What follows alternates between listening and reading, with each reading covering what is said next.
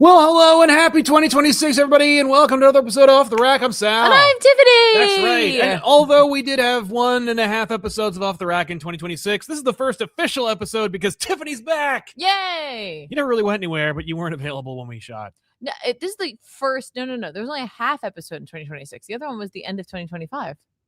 Are you sure? It was before New Year. Oh, well, then there we go. I was unavailable. Yeah. I couldn't be here. So there you have it, folks. I'm very excited to jump into another episode. You Welcome better to be. 2026. Yeah. I'm at half capacity. I don't know.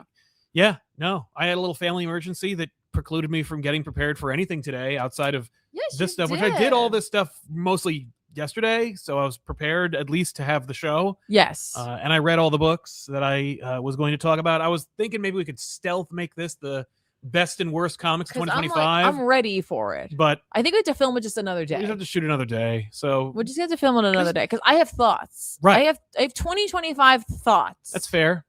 A lot of thoughts. I certainly would like to hear them, and it's very exciting. We got a lot of plans for not just this show, Off the Rack, but also this channel, ComicPop Returns, and also the brand that is ComicPop in 2026. I'm very excited for you to come along with us. We do appreciate you. Of course, this is the only live show we really do, or certainly it's one of the last or only live shows we do in 2025.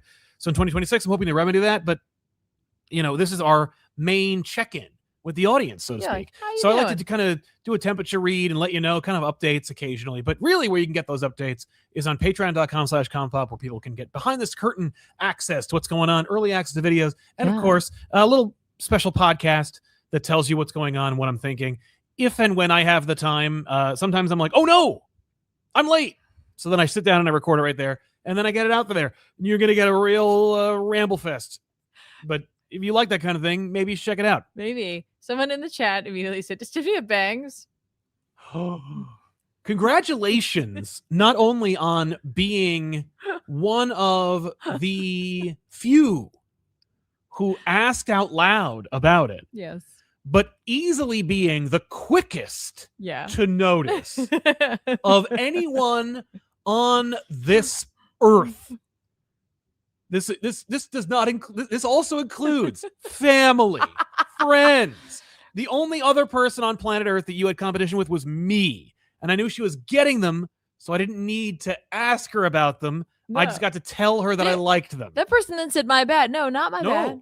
No, it was a good. You're good. That's great. Thank you. No, you're good, bro. Thank you. Than's Congrats. Yes. Everybody's congratulating me. Yeah, congratulations on your bangs. I even trimmed them myself the other day. You had bangs, I want to say over a decade ago. Every once in a while. You were not happy with Every once in a while I go, is this the time I get bangs? Yes. And over the holidays I was like, yes. And then I regretted them immediately. This year? Yeah. There was no reason for you to do that. You look great. Well, I fixed them. I fixed them. I hope. Yeah, you got some family advice on what to do. I did. Which is essentially just cut your own hair. I had already started trimming a little bit here and there, and I finally was just like, nah, I'm gonna fix it. I am in my bangs era. Welcome. It's the same me. There's no change. Yes, that's right. I know that. Going the full MJ look. That's right. Apparently, I am. Damn right. Just gonna go for it. Why not? This is a year that I'm gonna have bangs. I want to try to read more. I want to try to be more creative. Yes. And I need to exercise. I hear that's good for you. Yes, I have also heard that. And occasionally I even do it. And I'm trying not to be one of those oh my gosh, it's the new year. I have to do it. New year, new me. No, I just need to commit to just being more active. Yeah. I just have to commit to it. I'm just not good at it. I'd much rather just be cozy. I want to rot. I want to be a worm. Yes. I want to be a grub. Grub, yeah. Not a worm. They're all the same. I want to be a rat. I want to be a scumbag. Excuse me. I want to be a monster. Excuse me. A worm and a grub are similar shapes. That's fair. But they're also two distinctly different animals. I'll tell you this. Little known story about me, more Sal lore for the wiki. Yeah. Just kidding. There's no wiki. Please don't make one. But yeah, when there was a fishing derby that everyone and their fathers would go to, my dad is a Goomba from Brooklyn. Didn't do a lot of fishing. Didn't do a lot of camping. Didn't do a lot of outdoorsy activities that didn't involve stickball and punching people. But my dad wanted to assume the suburban lifestyle, and so he took me to go to the fishing derby. And it was 1 year, and it rained, and it was horrible. But also, everyone had earthworms as bait. Yeah. Not my dad. He got mealworms. Oh. Because the chap at the gas station said they were better. I was like, it's the only one with these horrible, twisty mealworms. But it reminded me of grub. I'm like, grubs and worms are not the same thing. Yeah, but they're a tube. I want to be a tube. I want to be in a blanket. I want to be a tube. I want to be in a sleeping bag. I just want to be like, there we go. I have a coat that mimics that. I just want to be cozy. That's right. But it turns out we all need to be more active, I guess. So I need to work on that. Yeah. So... By the way, a little preamble before the show. We want to mention that this show is going to be joined by two creatives, as I understand it. Not only one Tad Stones, but also Greg Weisman, creator of Gargoyles and writer of the current ongoing Gargoyles series and upcoming. Do you mean the chaps who are stone by day and warriors by night? That's the ones, yes. Bah! You're one of your favorite cartoons of all time. Literally. Easily your gateway show that got you into comic books. To me, the line is Gargoyles, Avatar: The Last Airbender. There's just no in between for shows. There is an in between. Because you also watched Batman the animated series. I did, but I do. There's like, but it was more like Gargoyles and Batman made that little suggestive loop thing that leads to Avatar. I think what it really is because Batman is so episodic, though, and Gargoyles was this like ongoing story, just like Avatar. So to me, it's just like bim bim. Yeah, like, you could watch if you watch like the first episode or pilot of Gargoyles and then watch like season 2 just for Xanatos, you'd be like, what? Yeah. I thought he was the bad guy. Yeah, like it's literally, no, he is. I feel like if you're an Avatar: The Last Airbender fan, you should watch Gargoyles. Yes, absolutely. If you like Aang and the company, Team Avatar, if you will, you would definitely. It's a little darker, but I'm just saying. No, it's not nearly dark enough. No, I say it's the exact same level of dark. But also, but skip Goliath Chronicles. Instead, just skip that. Watch the first seasons of Gargoyles before the Goliath Chronicles start, and then pick up the Dynamite Comics series Gargoyles because it will continue from there. Yeah. Although I believe that the Greg Weisman written Gargoyles comics that also were published by like Marvel and other companies, those also technically are canon because whatever Weisman wrote is part of the Gargoyles canon. Yes. In any case, so there was a topic I wanted to get into because we do talk about the comic book world, but in the way this show works is we talk about the news and then we jump into comics, and then at the end of that we pick our book of the week. What's our favorite comic book from the samplings? And then we read your super chats. I had a news. Oh, you do? Tiff hair looks crazy. Thank you. Yeah, crazy's good. Is it? I hope so. Thank you. I had a news. Well, let's hear it. I found out the other day that oh, who was it? Now I can't remember who it was. Oh no, I panicked. The artist? Jorge Molina. Yes, Jorge Molina. Has a YouTube channel. And hang on, don't just go there. Stay here with us. Yeah, don't. Or open in a new tab. Open a new tab. It's got like less than 8,000 subscribers. And like the reason I found him was because obviously I tend to watch a lot of comic book content. Well, at least ours, and then a lot of art content. And so it showed me him rendering a like Gambit cover or image. It was phenomenal. I was mad at how skilled he is, but also he's just giving this like he's just showing you what he does. It was like a sped up video. He's like, you can see the full video on his Patreon. I'm like, but like it's so good. It's phenomenal to watch him work. You can see him like in his videos, like show you a bunch of like tips and tricks. Like there's a couple of other earlier videos from a couple of years ago where he shows you like how he like creates a comic book, how he composes a comic book cover, how he inks comic book pages, like his process when he works digital, his process when he works in Copics. I was like, what? So if you're an artist, oh yeah, go check it out. Then don't go to art school. Just subscribe to his channel. Go check it out for sure. For sure. Yeah. So yeah, then we'll that's a long way of saying, by the way, that this show is sponsored by viewers like you. If you're watching the show live, you can sponsor today's show by using super chats. Ask a question or comment, read here on the show. After the book of the week, we'll get into your super chats, and then we'll recommend comics that are coming out this week that we think you should check out. In addition to Jorge Molina's YouTube channel that people should check out, I wanted to mention, we've talked about this before, but I saw it was blowing up on Twitter, which will always be known as the eras of comic books: gold and silver, bronze and modern. I saw that. I was like, I've had this conversation before. It actually was discussed, I think, at length with Joshua Williamson on our show, All Stars, which should be coming back hopefully in the next couple of weeks. I asked Joshua Williamson, co-writer of DCKO, and of course the architect thereof, what he thought. He had some opinions, but he didn't want to weigh in, probably because he works in the industry and he doesn't want to be known to be the guy that says this is what we should be calling it. But the Golden Age goes 1938 to 1956. Okay. Silver Age, 1956 to 1973.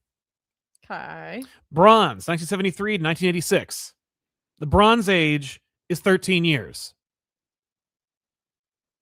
The modern age of comics is from 1986 to now. Okay.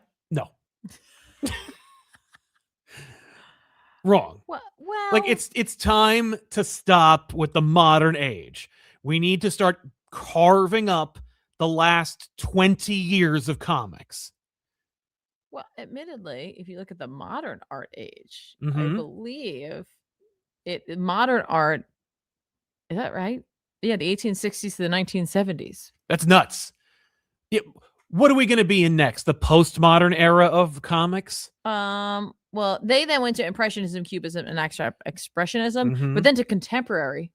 Oh, contemporary. The contemporary age. Yeah. But isn't contemporary whenever the era you're in? So shouldn't the contemporary be like a 70s to floating? present. Right now, it's the 70s to the present, but they Yeah. I'm putting it out there. Well, what I'm saying is I think there is as stark a difference as there is between the gold and silver and the silver and the bronze and the bronze and the modern.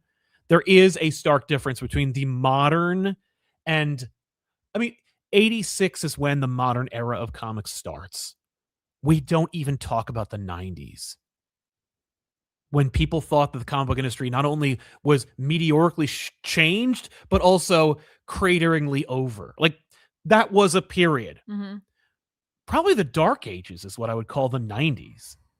Except also it improved on coloring, digital, huge creators came about. Of course, there's the early 2000s with comics when it came to like the indie invasion into like the big two. But again, that only really looks at it through the lens of the big two. The point that I made on social media, because people were saying like, oh my God, it's been almost 30 years. Yeah. It's been 30 years since the modern era was struck. And I brought up the same point that Josh Williamson brought up, which is who gets to decide what the new era is? That's what fair. body who determines decided it in the first place? Well, and that's what I want to know. Who decided what the silver age of comics was? I mean, and the reality is the same people who decide that are the same folks who decide what's in the history books, the winners.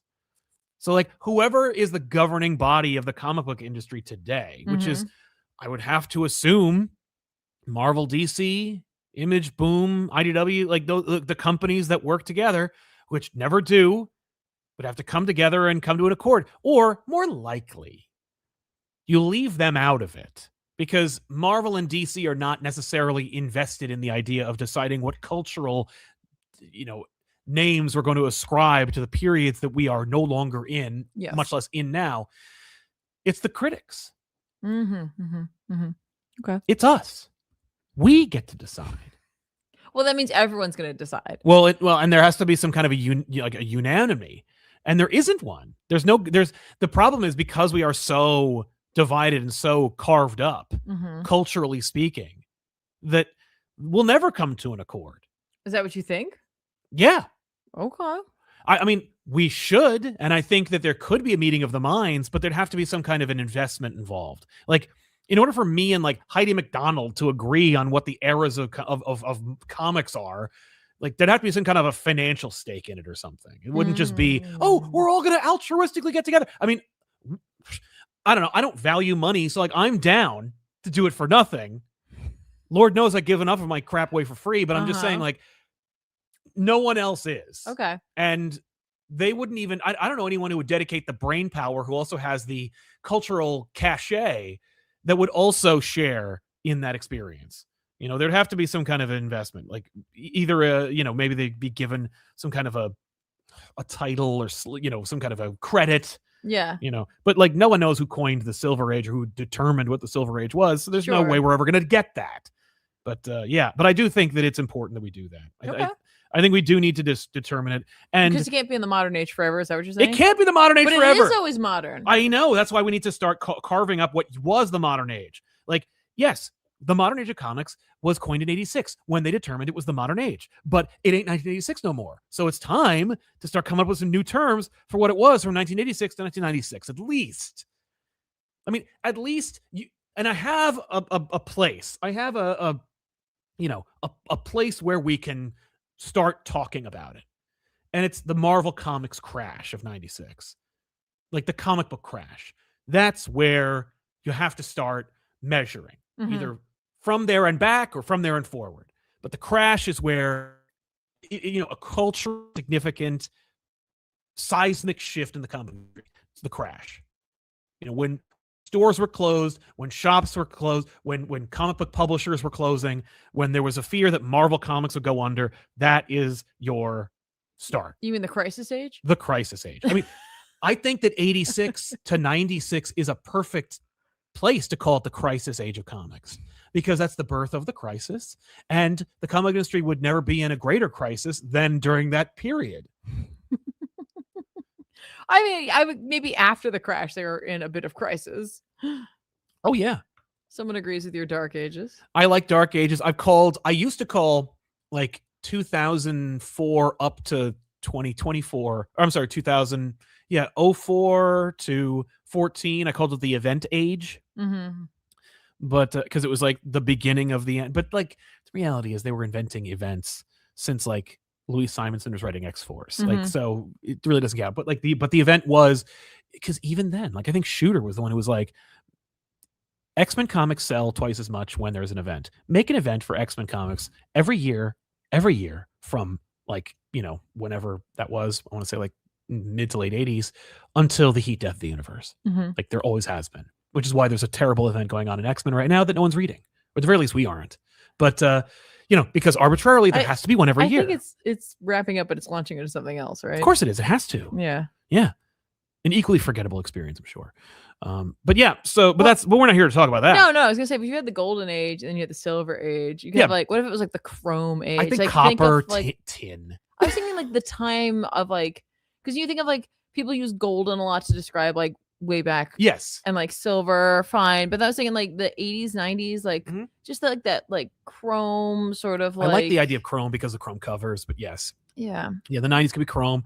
Although I would probably call it nickel. Something where it was like worthless. Except it wasn't. That's the thing. I don't know. That's why I don't think that's worth it. And then then what about the platinum age after that? Yes. Well, and that's the thing for me. Like, I would love to weigh in.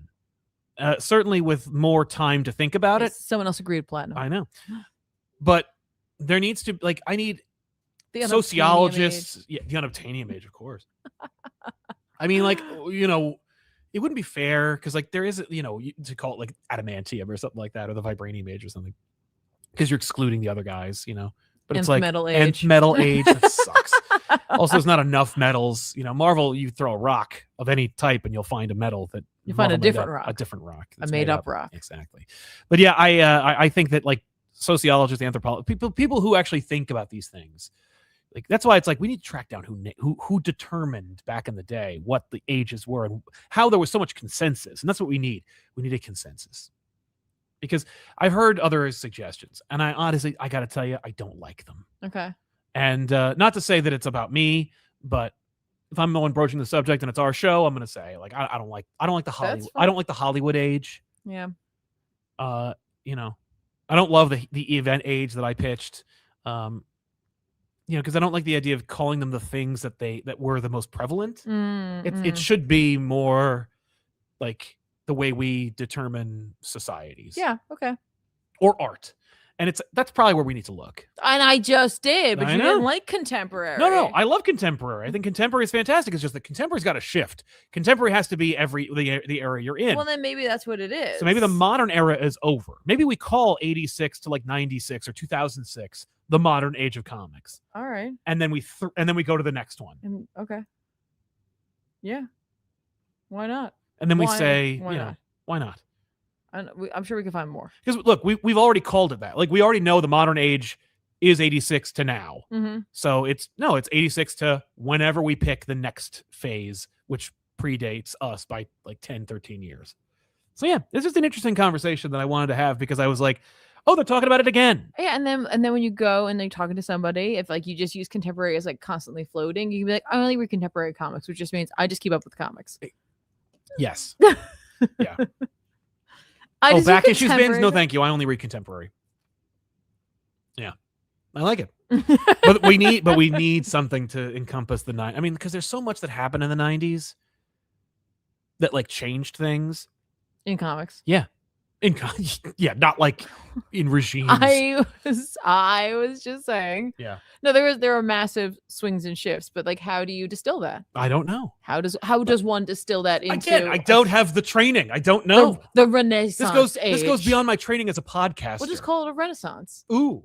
So it's like the gold, the silver, the modern, the Renaissance, and then we go back to contemporary. I think you'd have a lot of people alive today who would take umbrage with the concept of calling anything from the 90s in comics a Renaissance. Well, but then again, the birth of a ton of different comics and creatives that are still working today. In fact, I would hazard a guess that during the actual Renaissance, the Renaissance, mm-hmm. they weren't all winners. Oh no, that's true. I'm just we can look at it. Yes. Just putting it out there. But yeah. So yeah. I'll be right back. I wish you would. Come right back. That'd be great. So yeah, we are preparing for our guests. So if you'll excuse me for just a second, folks. Which meant I had to go get this. Yes, you did. All right, shall I exit the show? I guess. I mean, that's a shame. I'd hate to lose you, but I understand. I'm gonna exit the show. Yeah, that's fine. Would you do me a favor and set the mic to just me? Yeah, I'm gonna do that though without putting my whole body in front of the camera. Oh yeah, that's probably a fine idea. I like that. See if I can figure out how to do that. Yeah, just You're one, right? Yeah, I'm one. There we go. And let's see here. Let's go to our settings here. This is riveting. It's great content for folks. I'm excited. All right, we're good. I'm thrilled. We're good, folks. So, without any further ado and without any further awkwardness, although I'm sure because it's my show, we'll have plenty of that, I'm looking forward to welcoming our guests to today's show, all the way from wherever they're from. Tad Stones and Greg Weisman. Welcome, guys. Yeah. I'm from right here. It's amazing that you caught me over there. Thank you for joining me, gentlemen. Thanks for having us. Happy to be. Yeah, my pleasure. So yeah, the main thing we're here to talk about today is, and it's a conversation that I think a lot of folks are having, and I'm very happy to have it because I'm a sucker for them. A crossover. Tariffs, right? It's tariffs. National. Okay, yes, this is the show to have that. Let's skip over it and find something else. Please, yes. Yeah, this is the kind of show where we talk about tariffs and trade wars and all kinds of stuff like that. But occasionally we talk about comic books. But I'm excited. Between New York and St. Canard. Yes. Tariffs are through the roof. Yeah. Who's paying more for those? I'm excited, man. So from Dynamite, we're getting a crossover between two Disney properties that coexisted during a little known thing called the Disney Afternoon, something that was near and dear to my heart and featured my two favorite shows from that period, Darkwing Duck and Gargoyles. What a coincidence. Indeed. It's great that we're both here. Yeah. So yeah, what birthed this project? What made you guys think, like, let's put them together? They're both, we got city dwelling properties that are under the Disney umbrella. Was it as simple as that, or was there a desire to work together yourselves? Where did that start? Well, I think Greg was walking down a sidewalk holding some chocolate, eating a chocolate bar and a Gargoyles comic, and I was coming the other way with a Darkwing comic and some peanut butter, and we slammed each other, got very irate, but then it turned out, hey, it's pretty good. Yeah. Pretty cool. Yeah. It's a great taste. Tastes great That's together. in one universe. There's another universe where Nick Barucci came up with the idea. Yes. Publisher of Dynamite Comics, and I was guesting on his video show where he examines original art, and he asked me, what do you think of a Gargoyles Darkwing crossover? And I said, well, if you can get Disney to do it, I'd be for it. And I know Greg would, because Greg was there at the beginning. Greg, is that pretty much your assertion as well? I mean, I believe Tad. I wasn't there. But, Nate Cosby, who's my Gargoyles editor at Dynamite, contacted me and said, after this conversation between Nick and Tad, said, would you be interested in doing Gargoyles Darkwing? And I said, sure. If Tad was willing to do it, then I'm willing to do it. And, but Tad had already vetted the thing. So we were on a moving train before we knew it. Wow. So before we get into any further, I need to make sure that people know when and where they can find it. Of course, where is the local comic book store, but when does the first issue debut? And are we too late for FOC, or should we, just tell folks to go pick it up? First issue's out January 14th, is my understanding. Okay, yeah, then we missed FOC. It's a 4-issue miniseries, so one a month for 4 months: January, February, March, April. Check it out. It should be. It is a lot of fun. I mean, it just is. And we finished the script some time ago.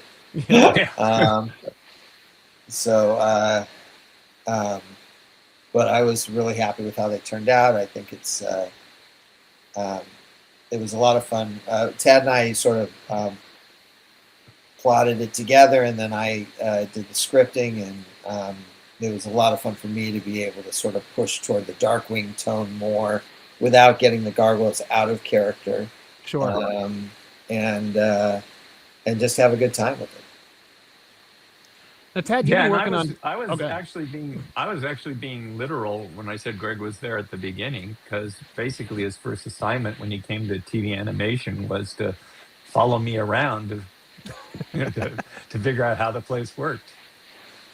Yeah, it's very true. The first, I wound up, not at the beginning, but it wound up being director of series development at Disney TV Animation. But my very first show that I ever worked on in development was Darkwing Duck, back when it was called Double O Duck.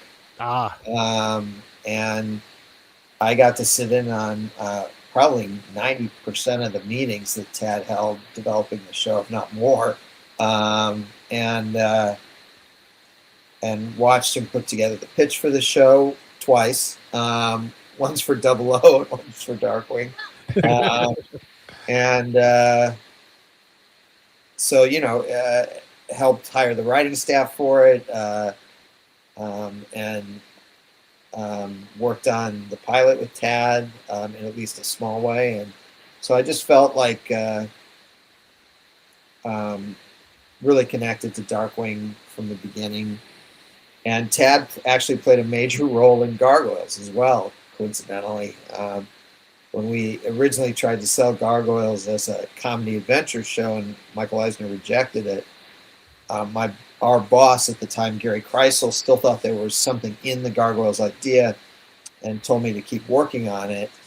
And I showed the pitch that we had failed to sell Eisner with to just a handful of people. And Tad, as I recall, had just seen what was like an animatic or a rough cut or something of Beauty and the Beast. Yeah, it had some animation in, a lot of cool pencil tests, and watching Glenn Keane's animation in rough is always fantastic.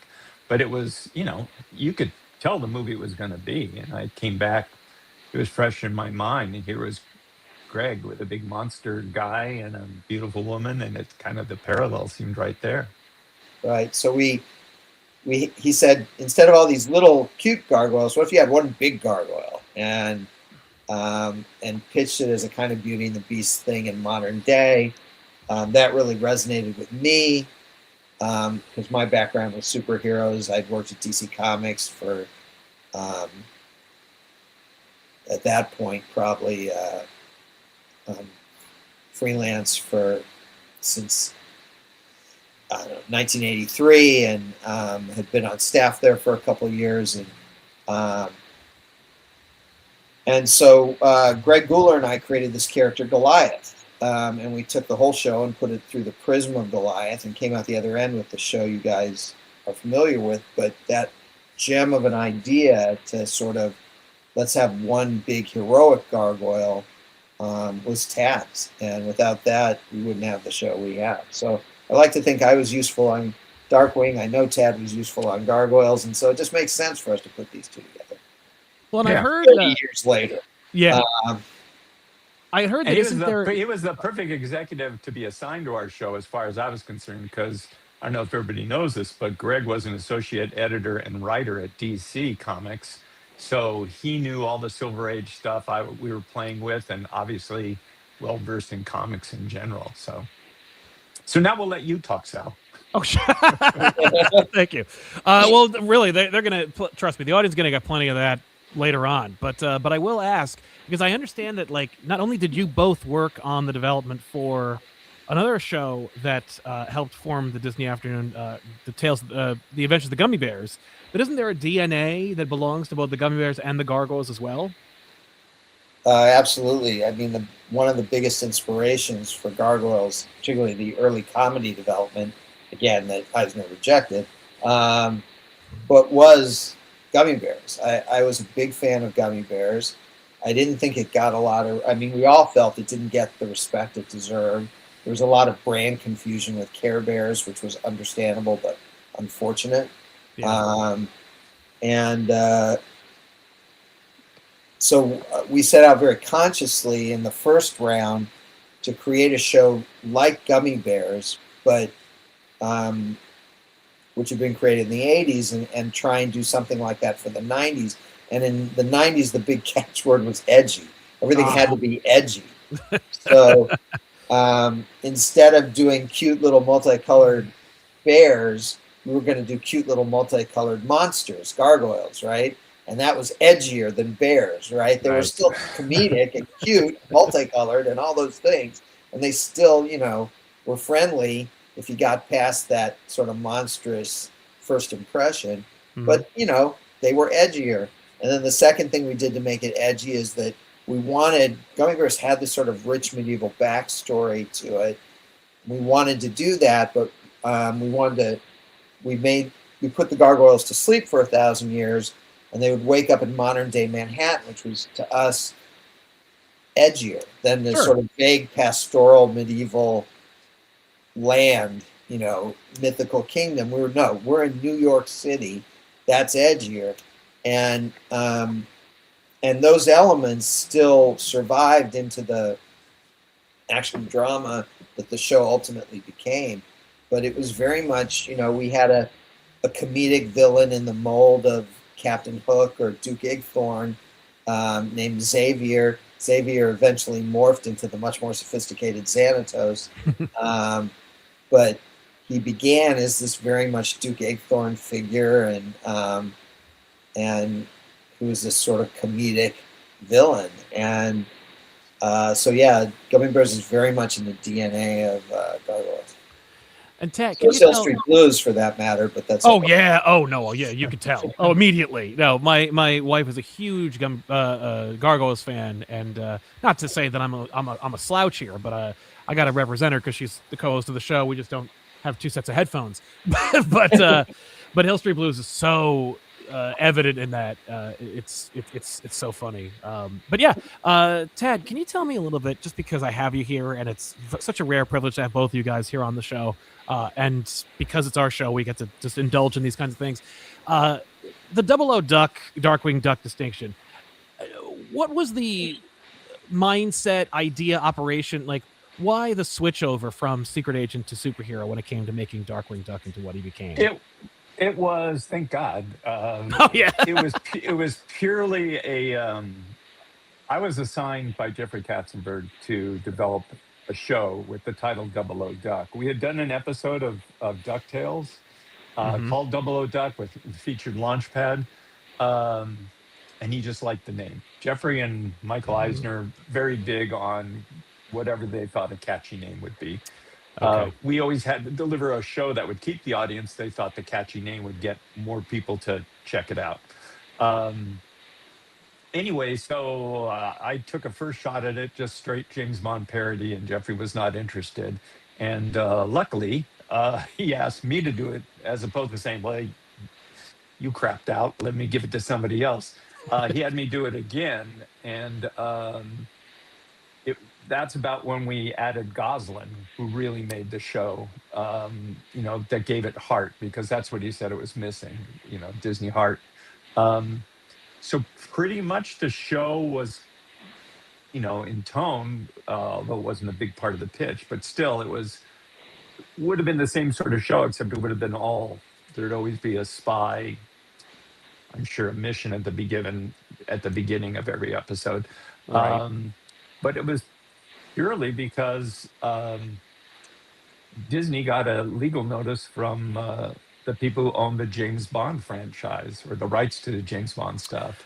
And they said Ah. 00 is not a public domain thing or not a real thing. It's from the Ian Fleming estate, and we own it. And there had always been cartoons like DuckTales that had done episodes of 00 fill in the blank. Yeah. But when Disney was going to introduce this show, they took out double-page spreads in, the trade papers and 00 Duck. And it's like, hey, they're trying to keep the James Bond franchise invigorated, and they didn't need someone making fun of it on that scale. So they just said, you can't use the name. And so when we changed the name by virtue of a contest that Alan Burnett of Batman fame came up as the winner of Darkwing, I added Duck to it because Darkwing was a very dramatic name, and Duck made it a little sillier. That was close to the reality of the character. Anyway, we kept the spy stuff in the background, and in my mind, that's what funded Darkwing Duck. I don't think we ever said that in an episode. But anyway, that was the excuse. And it was, again, the beauty of the early days of Disney TV animation is a lot of the talent was, they had contracts not per show, but over years. They had term contracts. So it's like, we'll pay you this much for 3 years. We have an option for 2 years kind of thing. And because of that, anybody could be brought in to, give their 2 cents on any show. And it was when I gathered a bunch of guys who I wanted to story editor on the show, Dwayne Capizzi, who Google him, you'll see all sorts of animation credits. He looked at the early art, which was basically a duck in a white tuxedo, but with a mask, cape, and a hat. He said, I look at that outfit, and the hat wasn't as big as it is now. And I think of pulp heroes like the Shadow and the Green Hornet. And that was my light bulb, where I said, that's a whole different way of creating a team. I was thinking of Doc Savage's team, where he had all sorts of specialists, very eccentric. We went down that path, had way too many characters, and eventually pared it down to a father and a daughter and a launch pad. So that's, and I loved this. I grew up with the Silver Age of comics when it was at its silliest, when Jimmy Olsen was a giant turtle boy and every superhero had a head that got super evolved. So it was a giant sized head. And all that stuff. And luckily, I've said this plenty of times before, luckily there was no internet where I could get all those stories, because had there been, I probably would have been self-conscious of, I love that story, but that would be plagiarism. We can't do that story. And I'd be constantly directed away from those things. Whereas just as every superhero comics, publications had their version of a fast guy, or a guy with wings, or a strong guy, or a guy who used some sort of rays.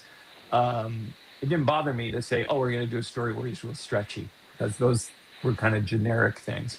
But had I wasn't self-conscious, I just had half remember, images in my head of the Flash turning into a marionette or an old man or super overweight. And of course, I love the heroes, the rogues galleries of Flash, Spider-Man, and Batman were the three, that I just love that. And that led to a lot of our villains. Yeah. Working together on this crossover, the Darkwing Duck Gargoyles crossover that's coming out pretty much this week from Dynamite, was it similar to the experience of working together back on the old shows, or have you found that when you came together to work on this project, which is of course in and of itself an old school property that you guys kind of cut your teeth on, how have you changed, evolved, and grown as creatives, and how have you kind of remained the people you were when you worked on those projects back in the day. Well, back in my day, for me, actually, Greg did the heavy lifting on the script. I mean, we batted around story ideas, and there were things we knew going in, like we felt the story had to start in the Gargoyles world because it was a more serious world, so there was a feeling of stakes to it. And we just batted. There were parallels of characters that we played with. So, but but once in script, that was Greg doing the first draft of the script, and at that point, I kind of did the role I did on Darkwing, which is I gave notes on scripts and on gags, and a lot of times I drew gags, to pass on, which Greg had the chore of taking a 100% visual gag and trying to describe it in a bunch of words in case my drawing wasn't passed along. I mean, for me, it was a lot of fun working with Tad. When I got down to scripting, the big change for me is that my memory sucks now. Back then, my memory was phenomenal. I mean, not for anything that mattered, keep in mind, but for this kind of comic book kind of thing. When we did 65 episodes of Gargoyles, I had a big bulletin board, and each episode was represented by one solitary index card that would have one or two words on it that would call the whole thing up to memory for me. Like all I needed was, it was the episode where they got possessed. Okay, and then I knew the whole story. Now I can't remember shit. And so I still more index cards. I still work with index cards, but now a single comic book issue takes me way more than 65 cards to break down because I can't remember anything, and I don't trust myself to remember anything anymore. And so it's a more laborious process. Than it is. It's more. There's a nuts and bolts to it though that is very similar. It's just that back then I could just carry all those details in my head, and that's just not going to happen anymore. But the actual process is pretty similar. It's just a little more time consuming. Gotcha. I mean, obviously Greg's done a lot of Gargoyles comic books. The fact that he was writing Darkwing, it was real obvious from the get-go that he was having fun doing that side of things because there was plenty of Darkwing. Every once in a while I said, Goliath could maybe do something here, but I think it's a real nice blend of the two tones. I think so. Yeah. That's exciting, man. I just still get a feel, a kind of gothic feel to it, so that as silly as it gets at times, you still feel that the stakes are important, they matter. The story has real potential consequences, and then we just had fun. It's fun to sort of pair up Darkwing's daughter and Goliath's daughter. It's fun to sort of let Morgana and Elisa compare notes about being, somewhat girlfriends to the big effing hero, and also comparing Demona and Morgana's various sorceress abilities and stuff like that. There were just certain parallels that the two series had that we were able to draw out, and there were probably more if this does well enough and they want a second Gargoyles crossover, there's probably more that we can have fun with too. So sure, yeah. Actually, from what you were saying earlier, I just have to get this out because it just occurred to me before when you were talking about the origins of Gargoyle. If Dynamite got the and they have lots of Disney rights. Obviously, they have a huge line of villains and characters that they have the rights to do comics for.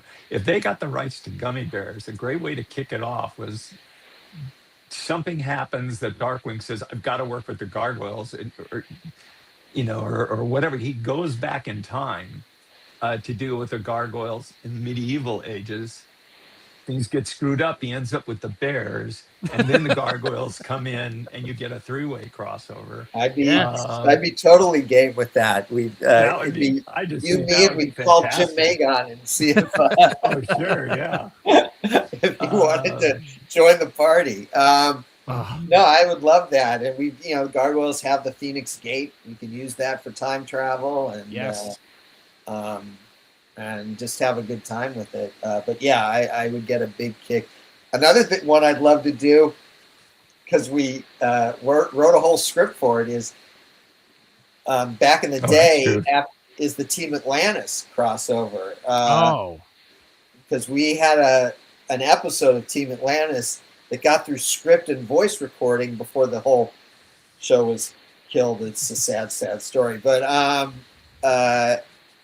and we even had a little bit of storyboard work. I think that Dave Schwartz, the late Dave Schwartz, did before the show ended. And I'd love to use that as sort of a starting point to do a great Gargoyles Team Atlantis project. Yeah. If you want to get a feeling for what the Team Atlantis show would have been, look at what it was marketed on video as an Atlantis sequel. Is Milo's Return, I think it's called, is actually 3 episodes of the series with a lot of interstitial material to tie them together. Gotcha. And it was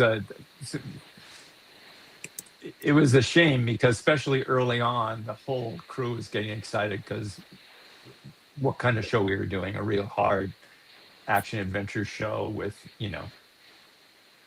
everything that the best parts of the movie, but nobody turning on each other, but instead working as a team. So right, yeah, that was such a fun experience. I gotta just admit, I saw that in the theater when it came out, and I was like so excited to see like a return to traditional animation, and just a great vehicle for Michael J. Fox, all this great stuff.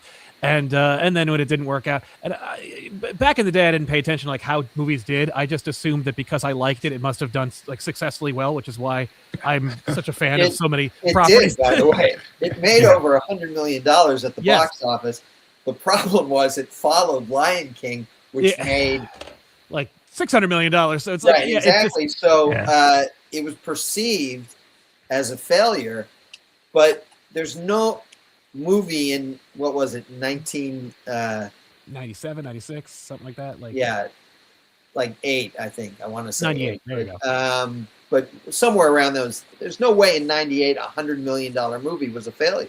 No, that's true. That's a good point. It was a success. It literally suffered from comparison to one of the all-time mega hits ever. You know, and it's just sort of like, okay, it's not Lion King, but this movie was seen by everybody. Yeah, everybody saw it. Everybody knows what they're talking about. It's funny how you guys, of course, would remember this, just like how in today's world, the numbers for television specifically, what would have been considered, maybe we'll give it the axe. Today, they kill for the numbers that were axable back in the day. I wrote Captain Atom for years at DC Comics.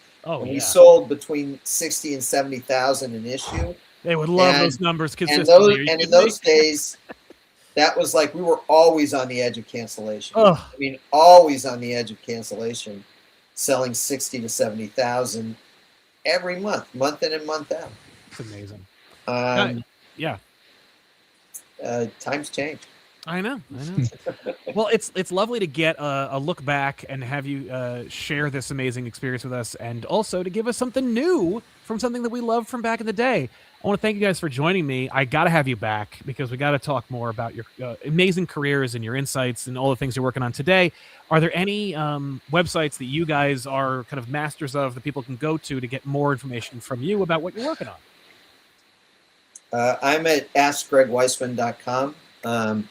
But I am so far behind in answering questions there. It's probably going to be changed to don't ask Greg Weisman. Well, no, you can still post questions there. The thing that's great about it is that there's a searchable archive of all the questions I've ever answered, thousands and thousands of questions, and it's searchable. And the truth is that you may come up with a question that you think is unique and has never been asked before, and the odds are it has been asked before, and I've answered it over the last 25 years that I've had this website. Sure. So, I still recommend that people go there, even though from the standpoint of, where am I in actually answering questions. I think today I answered a question from July. I'm sorry, I don't know when the question was from. I was going to say July of what year? Yeah. It's weird with this site. I got to go check on this now. I was just trying to see when the last question was, but yeah. Meanwhile, fix it later. Anyway, site. No, there's that. I'm on Blue Sky. I'm on Facebook. I'm on Instagram. I should post more. I always forget. So, I started off the new year like 2 drawings in a row, 2 days in a row. And then even at the time I said, okay, don't count on this. So, that's fair. All right. Yeah, thanks for stopping by. My website's broken. I got to go fix it. Oh crap! Well, okay. we'll make a call. But Greg, Dad, want to thank you so much for being here and for sharing everything with us. And I hope you come back. But in the meantime, check out it's Darkwing.Gargoyles. I want to make sure I get the names right because, of course, in the age of today's crossovers, depending on what name comes first, you don't know who's necessarily putting out the book. So it's Darkwing.Gargoyles. This is definitely Dynamite. But Yeah. honestly, I'm not sure which name comes first. Do you know, Dan? Yeah, I'm not sure either. You might know, Sal. You might know better than we do. Yeah, I think based on the solicitations, from what I see, it says Darkwing.Gargoyles. So I think that's what we're all doing. right.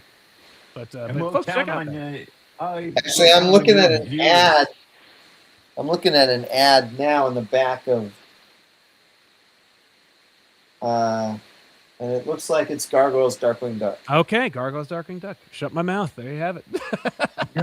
Yeah. Or maybe it's a collector's ploy. You have to have both to really have a complete collection. I kind of Meanwhile, love I expect all your viewers. That's to what they start the did with petition for the Gargoyles Fantastic Four. Yeah, get Fantastic Four Gargoyles was. Yeah, right. It's Marvel put out Fantastic Four Gargoyles, and Dynamite put out Gargoyles Fantastic Four. So. Yeah, those were a lot of fun. Yeah, see what I mean? Yeah, that's They're what more they're rare. doing Yeah. now. Yeah. Anyway, I expect your viewers to start the petition for the Gummy Bears, Darkwing Duck Gargoyles Gummy Bears crossover. Yes, please, which folks. Of course, write would your mean a Gummy Bears comic to start it off with. Of course, which I can imagine. There's probably, there's so much lore there. I'm sure you could probably get that that opened up. But folks, of course, write your congressman to let them know that you want to see that Gargoyles Gummy Bears Darkwing Duck crossover. Gentlemen, thanks for being here. And I'll see you guys later. All right, thanks for being here. All right, thank you. Take care, gentlemen. Thank you. All right, bye. So long. And there you have it. 2 titans of the animation and comic book industry joining us to talk about this exciting and rare crossover between 2 properties you never would have thought you'd see. I'm very excited. Here's Tiffany. We got to add her microphone back. So here we go. And that should be it. Okay. It is. All right. I'll turn this off. It's cold in here. It is cold in here. You had the heater on. I did over heater. there. Yeah, exactly. It was really warming up. I get like a blanket. I got a lot of phone calls while we were. Do you need to go take doing them? The show. I don't know. Because I'm happy to talk for a little bit. All right, I'll let you talk about something. Yeah. Why don't you give us a little lowdown on one of the books that you read? I'm going to do that. Here, I'll pull up your book. Why don't you do that? Pull up a book. Yeah, go take a call. Let's do this one. Yo, all right. Let's do that one. Here we go. Let's talk about Ultimate X-Men while Sal goes and deals with a call or several calls or whatever number of calls he needs to deal with. This is Ultimate X-Men number 23, written by Peach Momoko and drawn also by Peach Momoko. And I got to tell you, I had no idea what to expect from this issue. You know, we seemingly kind of wrapped up a bunch of the story. But, you know, we got a couple issues left to go. And this kind of hit me in a way where I was like, uh-oh, do I not remember everything that happened in the issues? The answer is yes. I truly did not remember a lot of the things that happened in previous issues, which why I truly appreciate the way Peach put this issue together. If you paid close attention, it starts off, you're like, what am I looking at? And then you see like a number 0, like scratchily, like written at the top of a page. And then you see number 1, and it says March 2024.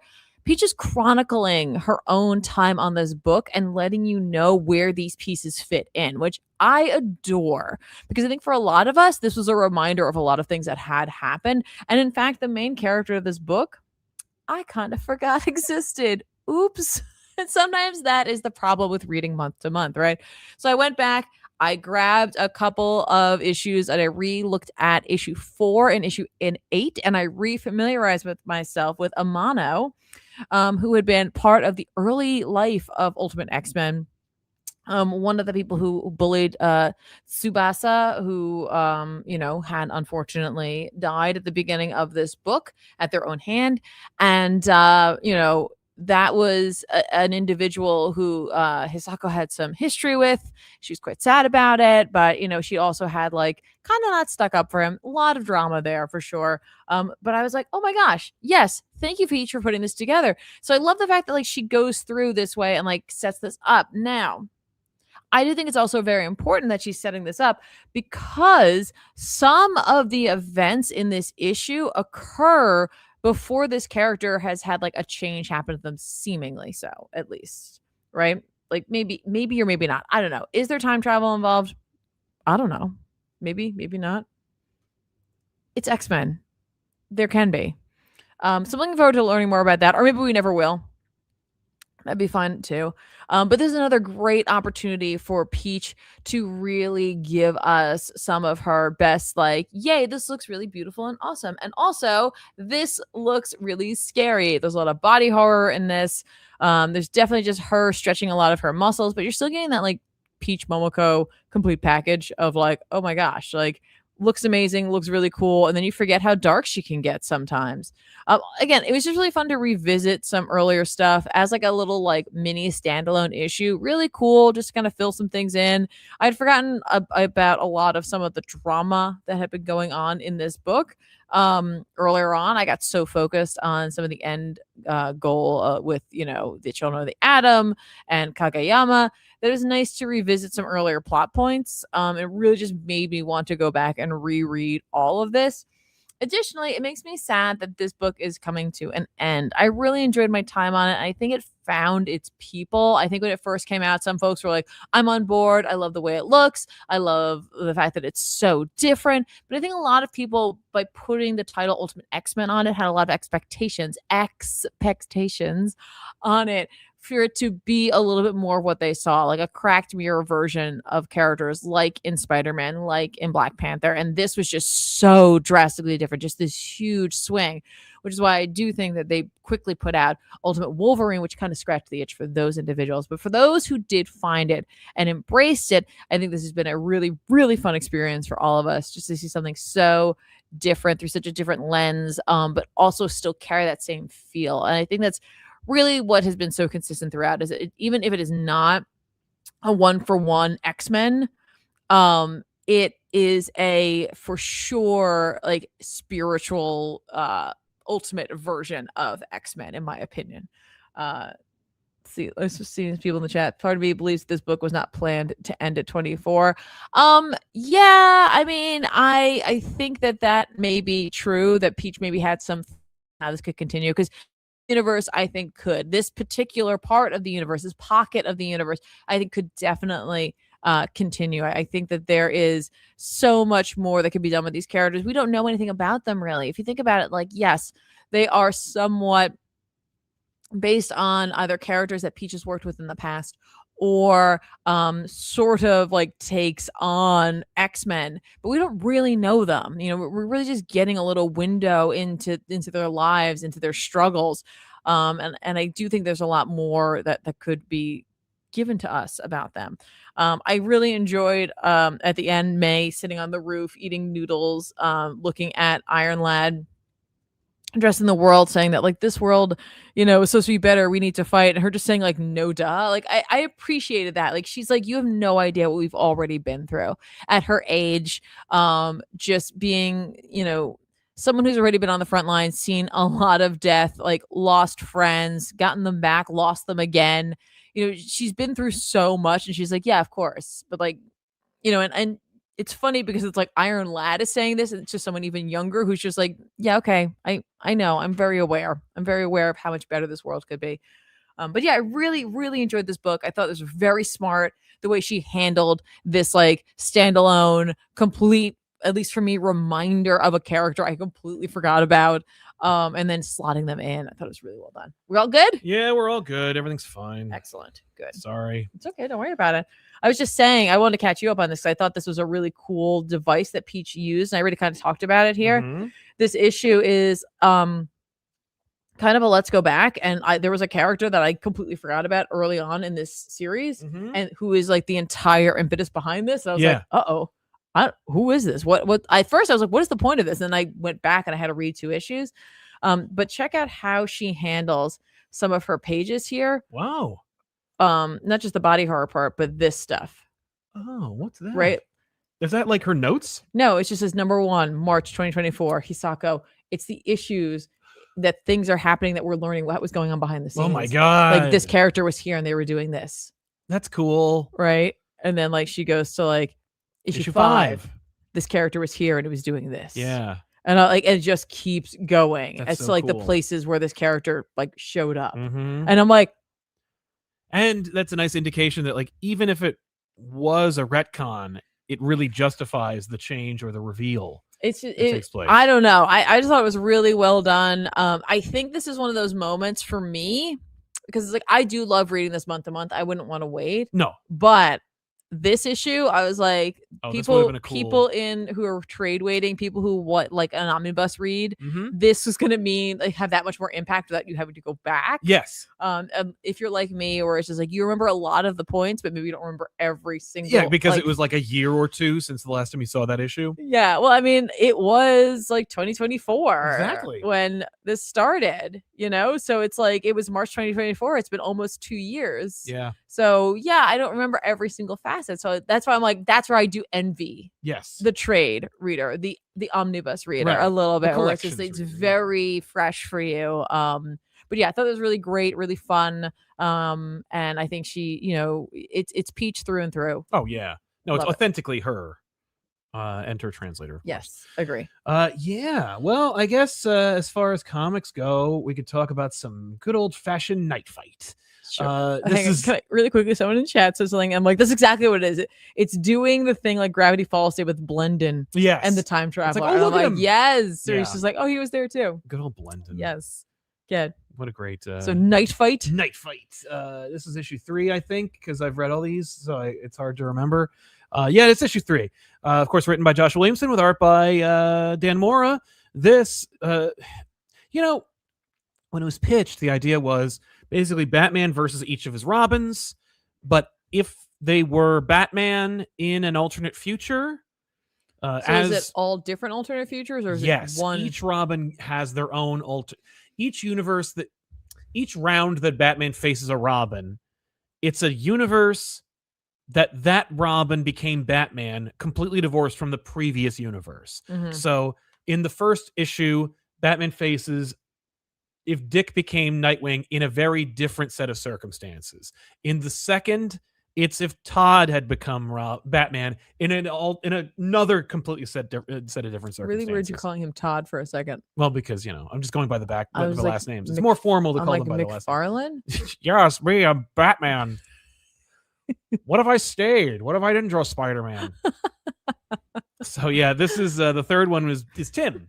And what if Tim were Batman? And of course, each one seeks to kind of fit to their own sensibilities and their own different genres. The second one was much more dark. This one is much more of a like a whodunit mystery. And you know, Tim had become a Batman who'd solved everything except for the murder of Bruce Wayne, and so Bruce kind of like and the real takeaway from this issue is that the heart that's ruling DCKO and everything.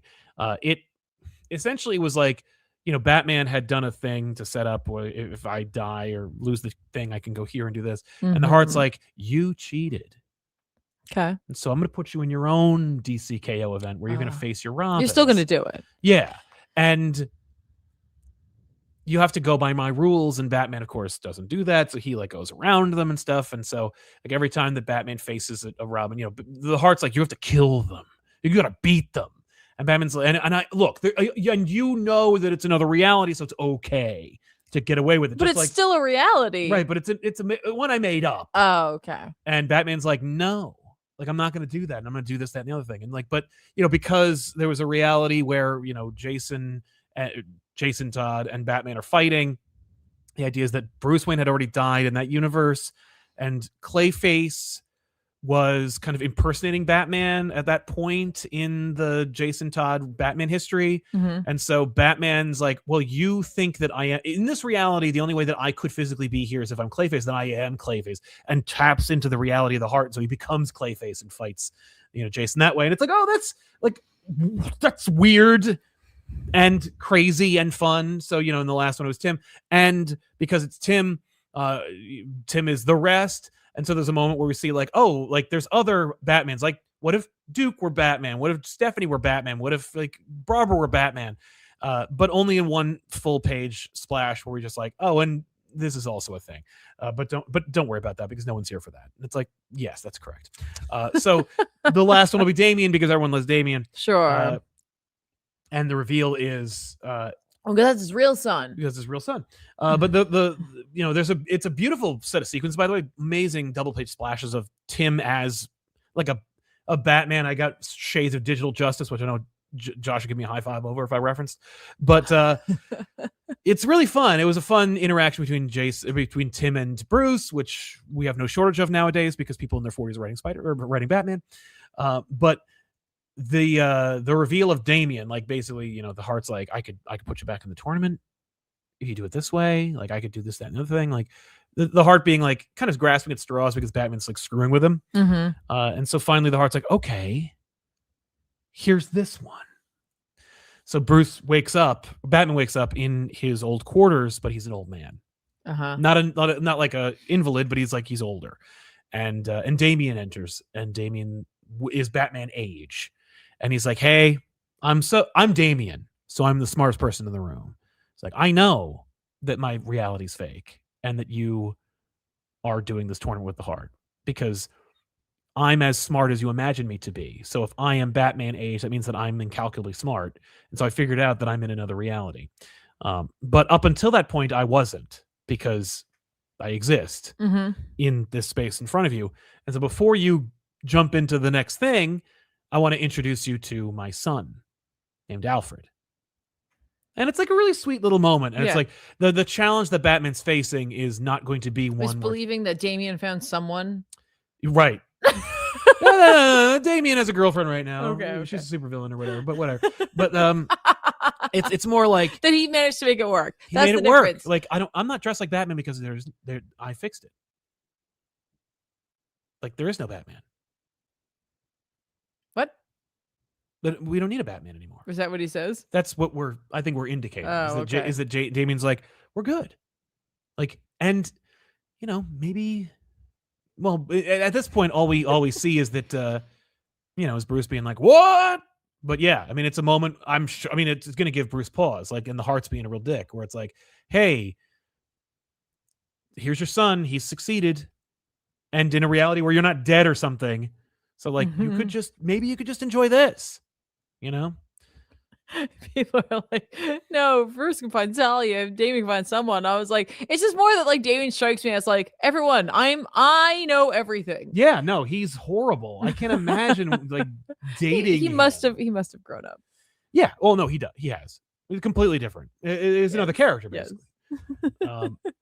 But yeah, I like this book. It's also like it's easily the best looking book on DC that DC puts out because Dan Mora, and one of the fears, of course, is that one day Dan Mora will just draw everything, and so hopefully that won't come to pass because then everyone will go out of business. There won't be any more artists left to draw because it'll be Dan Mora drawing everything. Yes, it'll just be Just the Moraverse. Yeah, the Moraverse. Especially when it turns out the Mora can do like different genres and different styles and stuff like that. Similarly, I also read this. This is a great series that dropped. You might have missed this big Marvel DC crossover. Superman versus the Amazing Spider-Man. Originally published in 1976. The facsimile came out today. What are you talking about? This book came out. This facsimile edition of it came out in the original oversized edition. I pull out mine. It's over there, actually, but I don't want to hurt it. It's also signed by whatever. I think Jerry Conway. Okay. This is great. It's cute and weird, and I'm glad it exists. I'm glad people can pick it up, because when I first picked it up, I was like when I read it again, okay, it was slow. Uh-oh. It opens with Superman, because obviously, but there's a lot of fun in there. Like, there's a lot of like celebration, and you got Giordano and Lee giving their like dueling editorials. Yeah, it's written by Jerry Conway with art by John Romita Sr. Oh, wow. And Ross Andrew is the credited artist on it. So let's say Ross Andrew. They say that I'd heard that Neil Adams had done some like pickup work. Oh. Like, someone editorial didn't like how Superman looked, or how Andrew did it, so they brought Adams in to do a little extra, and you can see a little bit of it in like I think in the page where Spider-Man punches Superman. But anyway, this issue is fun because like obviously it's the template for every modern for any Marvel DC crossover. Yes. We have firmly established these characters and their universes and watch them be superheroes and also in their civilian identities. We set up their supporting casts, and then we come up with a deeply arbitrary reason to get them together. They fight, and then they make up, and then they fight the villains, and then they go their separate ways. This, of course, also sets up the Earth 7642 universe where Marvel and DC coexist on the same space. But yeah, there's a whole back issues we did about it. So yeah, we did. But it's fun, and it's silly, and it's stupid, and it's not like really that great. But it also is great because it exists, and it's cute, it's gorgeous looking, and you get spectacularly silly Silver Age moments like like Lex Luthor riding Dr. Octopus out of prison. Because Ock has the arms, so he's just like, obviously. It's not gonna be the other way around. No, that would be ridiculous. It's like, okay, but on the way back, I'm gonna ride you. Okay, sure. But yeah, it's funny because like I'm a Spider-Man fan. I had to grow. Yeah, I had to grow into being a Superman fan. Yeah. But if I were reading Superman in '76, I wouldn't be for long because of how rough it is. Oh. Like how boring it is. Oh. Even in this crossover, there's a truncated version of what was going on. It was just like, and there's a thing. Like I don't know. I don't think Superman comics were this boring in '76. Okay. But I also think they were trying to like we're doing it all. It's '76. It's the only time we're doing it. We might never do it again. Right. So like Superman has to fight a giant robot. Like it's not enough that like it can't just be hopelessly 70s. It can't just be cemented in this moment, even though Lois and Superman are TV reporters because that's what they were in '76. But like it's a lot of stuff that sets up what it is. I mean, even the cover itself is a monument to what was and all the ridiculous compromises. They each have to be proportionately the same size on the cover. And yet they also have to like have a dynamic pose. There's in this, I believe in this one, if not in the omnibus, you can see there's alternate sketches of what the cover could have been, like as they worked it out. But yeah. Anyway, this came out. Check it out if you haven't already. That's amazing. It's hard to get elsewhere. I literally was like, wait, what? Yeah. But it's 50 years old this year. Wow. Which is why we're going to get the big Spider-Man Superman crossover. Well, that's kind of amazing. Yeah. That's some good timing. Well, yeah. It feels like it's intentional. That's some forethought there. Yeah. Who'd have thought? That thought could happen. Yeah. Speaking of Superman, though, you checked out something. I read Absolute Superman number 15. This week. It's written by Jason Aaron with art this time by Juan Ferreira. Yes, the original creative team from Ninja Turtles have rejoined to do Superman. Yeah. And exit the previous artist. This is the team. Yeah, here we go. And we're starting a new arc, right? We've ended the Smallville war. And this is it, folks. This is what everybody's been asking for. Yes. A Superman. Wearing a super suit. Mm-hmm. Wearing a suit. Being hopeful. Yes. Looking to be more hopeful. Especially in light of the last few pages of the last issue, which are beautiful. Mm-hmm. If you missed that, you might want to go back and pick that issue up. But yeah, we're in Kansas, you know, in the wake of Lazarus pulling out and, you know, in shame, and stockholders and other words like that. And shareholders and things like that. They had to get rid of all the land in Smallville, basically, by giving it back. Right. And so Clark Kent, or, you know, Kal-El now, well, he's now known as Clark Kent. Exactly. Now owns the Kent farm. Oh. Like, it's his now. And there's no Kents. There's no Kents. So it's just him. Yeah. Oh. Sad. But like, he's like, he wants to like farm like they did. Like, he wants to fix the tractor and he wants to plow the fields without using his powers, just like they did it. Okay. But he's also simultaneously like, he'll be trying to do his stuff and he just hear like, there's just always this noise, this sound. And what's the sound? It's like people all over the world who need help. Yes. Right. And like, so he's trying to do everything. He's trying to do it all. You know, he's like everywhere at all times, like trying to save, you know, people from a dam, like, you know, bursting. You know, dealing with this guy who, you know, owns like a toy factory, but like also, you know, like employs, you know, child labor and, you know, pays them like pennies on the dollar. That makes sense. I mean, like, yeah, this is a very social conscious book. It's certainly like, it's Aaron's way of excising how he feels about like anything else that's going on. So it's going to be, it won't just be your typical Superman stuff. Exactly. Or actually it will be more your typical Superman stuff, because Superman was more about social justice in the beginning. Yes. Than he would become in, like, let's say 76. He goes to Brainiac's like lair, and he finds all these little cities, and he for a second hopes that one of them could be from Krypton. Yeah. And there is none. They're all destroyed anyway. Oh, okay. But there is none. You know, he misses Soul, because Soul is still his cape and it still functions, but Soul does no longer have the Soul personality. Oh.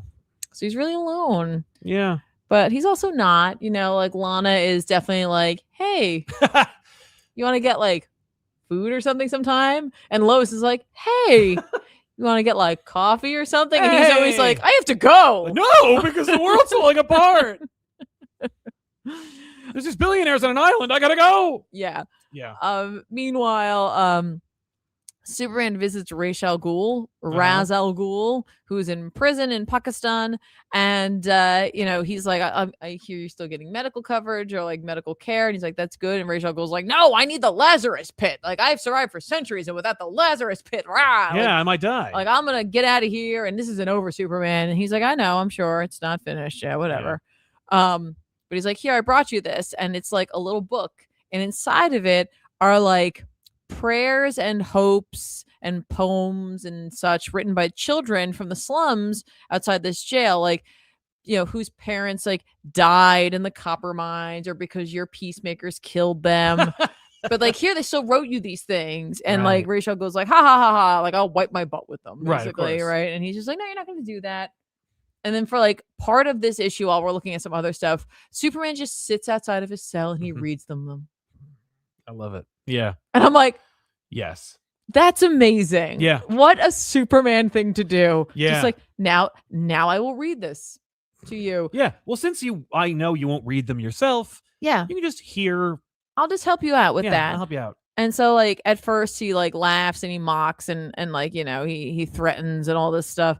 But then inevitably, like, you see him just grow old, and I like to think it's over time, right? But it's probably more like, I don't know. Hour. But like, he just like diminishes, and like inevitably, like, it gets to him. Oh, that's cool. And like, you know, there's like this one thing that like one of the children writes, where it's like, in the name of the sun's divine light, may you know peace, and like, so like Ra's al Ghul's like the name of the sun's divine light, right? Mm-hmm. And like, there's another part of this as this is going on, in which like there's this like, okay, we're also, while this is going on, we're watching Superman do all these like crazy things, like going all over the place, like I said, like stopping the dam and talking to Lana and talking to Lois and just like kind of filling in and all this stuff. Well. Yeah. What? So that's Herculean in and of itself. Oh my gosh. Talking to this beautiful woman. Or like going to there's like a fire burning. Like, you know, it's a wildfire. Yeah. And he's like, I didn't know how to stop it, and so I swallowed it. So he just like absorbs as much of it as he can, and then he remembers that there are like I think in Kansas there's like some mountains they need to be burned. Like they just do So he like, brought the he fire. brings the fire to that. Okay. And fixes it, and like Lois is like, what? He's like, I didn't know what to do, so I did that. And I'm like, that's really cool. Like it is mythological. Yeah. Right. Like Which he is very is up your alley. right. Oh yeah. But then this is a really really sad one where it's like he hears like a child whose body is riddled with cancer and she has no family and she doesn't want to die alone. Yeah. And he grabs her. She doesn't. Yeah. And he just holds her and she dies. And then he like just flies up to the street and he's just screaming. Yeah. Because he's like, it's just riddled with grief. We're like, good for you. You got it out. You didn't bury it. No, he's like, so I swallowed it like the fire. Oh, no, Superman. No, you got to spit it back out. Like a no, cancer inside me, and then I no. explode by snapping necks. Stop. And so yeah, like it's just this like beautiful like, hey, Aaron's like, did you stick around? Hey, you're not Sal, right? You kept reading this. Did you make it to issue 15? Here's something beautiful because you've been with this character as he's been dragged through the mud, as now he's trying to find hope. Yes. And like he is definitely still like burning himself out to do it because he's just like, yeah, he's overdoing it. I'm killing myself so that they can have a little more time. Mm-hmm. Like us. Right, humans. Humans. Mm-hmm. And I'm just like, I can't wait for you to meet Wonder Woman. Yeah, no. She's We're going to be like, you got to chill oh, out. sweetie. Oh, honey, they're going to be around a lot longer. You're Wait, fine. hang on. Yeah. We'll figure this out. Go to DCKO and punch Booster Gold. Yeah. But at the end of this, like Hawkman shows up. Yes. Like absolute Hawkman. Yeah, he's the weapon that they use in the Absolute Justice League book. So yes. Yeah. So okay. He shows up. He's like, "Hey, what's up?" I killed Green Arrow. Yeah. Also, Brainiac's still around there. He's so creepy looking. Yeah. He's He's gonna be just toddling around somewhere in Missouri. Talia calls up, and she's like, "Where the hell are you?" No. And he's just like, "Oh, it doesn't matter. I quit. I'm not working with you anymore. Mm-hmm. You're good luck." Because she's like, "We got to figure out how to, save things from like the lawyers and all that stuff, right? And also we got to figure out how to get my dad back." And he's like, "No, I'm good. I got someone else." Oh. And you see him turn up the driveway, and on the mailbox it says Luther's or Luther. Right. They did a last page reveal for Luther as well in one issue as well. Yeah, but no, it was that Justice League book. That's right. Lex is going. Yeah. Yeah. Mm-hmm. This is a really great issue. I think this is what a lot of people have been looking for. I think the major criticism this book will end up getting is that it took too long to get here. But I think 15 issues. I think we need it. Well, that's like over a year. I know. You had to buy in for a year. And I think that being that it is the absolute universe that we did need this. Yes. And I think we just needed to see him go through the mud. I think there just wasn't enough of like the promise at the end of it because it just felt like he wasn't getting any, not that Aaron wasn't getting any better, but like Superman himself wasn't getting better. Yeah. But now we're here and it feels earned. Yeah. I think it feels very earned. Yeah, they took the time to earn it. So yeah. But yeah, there's some really stunning moments in the last two issues. I think Ferreira is really doing a good job, definitely putting his own stamp on this book. I think it has a really beautiful and distinct look. Literally between the last image of, I think it was the last image of the last issue. And then like what happened in this, like I'm very much getting like Superman. Did you happen to see the last image? I don't remember if I did. I know I saw the kid of like the last issue, like the image of the last one. Yes, in which it's revealed that like as the battle for Smallville was going on, Martha Kent became more like clear right before she died, and she made that for him, and it's given to him. Yes, like and like the nursing home nurse was just like she never stopped talking. She never stopped talking about their son. Yeah, and I was like, oh my. Oh, Jason Aaron. Why? Yeah, that's Jason Aaron for you, though. Why would you do this to me? So like I'm really glad I stuck around. Like I really am. I was rewarded. And I do kind of feel like maybe it is time to do this. Yeah. Because it's like I feel like this on back issues, it's like I have an idea of where this is going. Yeah. I was so afraid of starting this on back issues and not having answers for the guys, closure, but to be able to like maybe just do 14 issues. Mm-hmm. You could do the 15. Yeah, all right. Do 15 issues and be like, he's back. Yeah, he's here. Mm-hmm. You know, I think you have to end it with the 15th issue. You think? Yeah. Okay. No, you can't be like, and then we'll see what happens, guys. Well, no, like the 14th issue would be like that last image, and maybe Ben cries. I don't know. Oh yeah, he might. He might. We'll see. Well, I for a change of pace, I read the new Amazing Spider-Man. Amazing Spider-Man 19, I believe, was the issue from Joe Kelly and Pepe Larraz. This, of course, is the final issue of Pete in Space, which is a shame. I don't know how they're going to differentiate between the two artists because this is a good-looking book. A lot of dynamic imagery, a lot of great action. Yeah. You know, Spider-Man and company threatened by the return of everyone's favorite new Spider-Man villain, Hellgate. And Hellgate threatens to, like, you know, get Spider-Man back, you know, for having escaped him in the first place, even though he sent Spider-Man to like an unknown planet. There's a sequence where like Hellgate uses his mighty axe to like carve space and time itself to like enter different planets and areas, and like one of them is the planet that he stranded Peter on, and Peter's like, no, not again. It's just very weird, but like neat idea to use the axe thing because it's a beautiful comic book device. Yeah, and it looks great to see like a character wielding a sharp object and it cuts the page itself, and you see another like world behind that like tear. Is it earned by Hellgate? No. Is it interesting? No. But it's good looking because it's Pepe Larraz, and if John Romita Jr. were drawing it, it would look awful. But like, you know, a lot of great looking stuff in here. Fun action.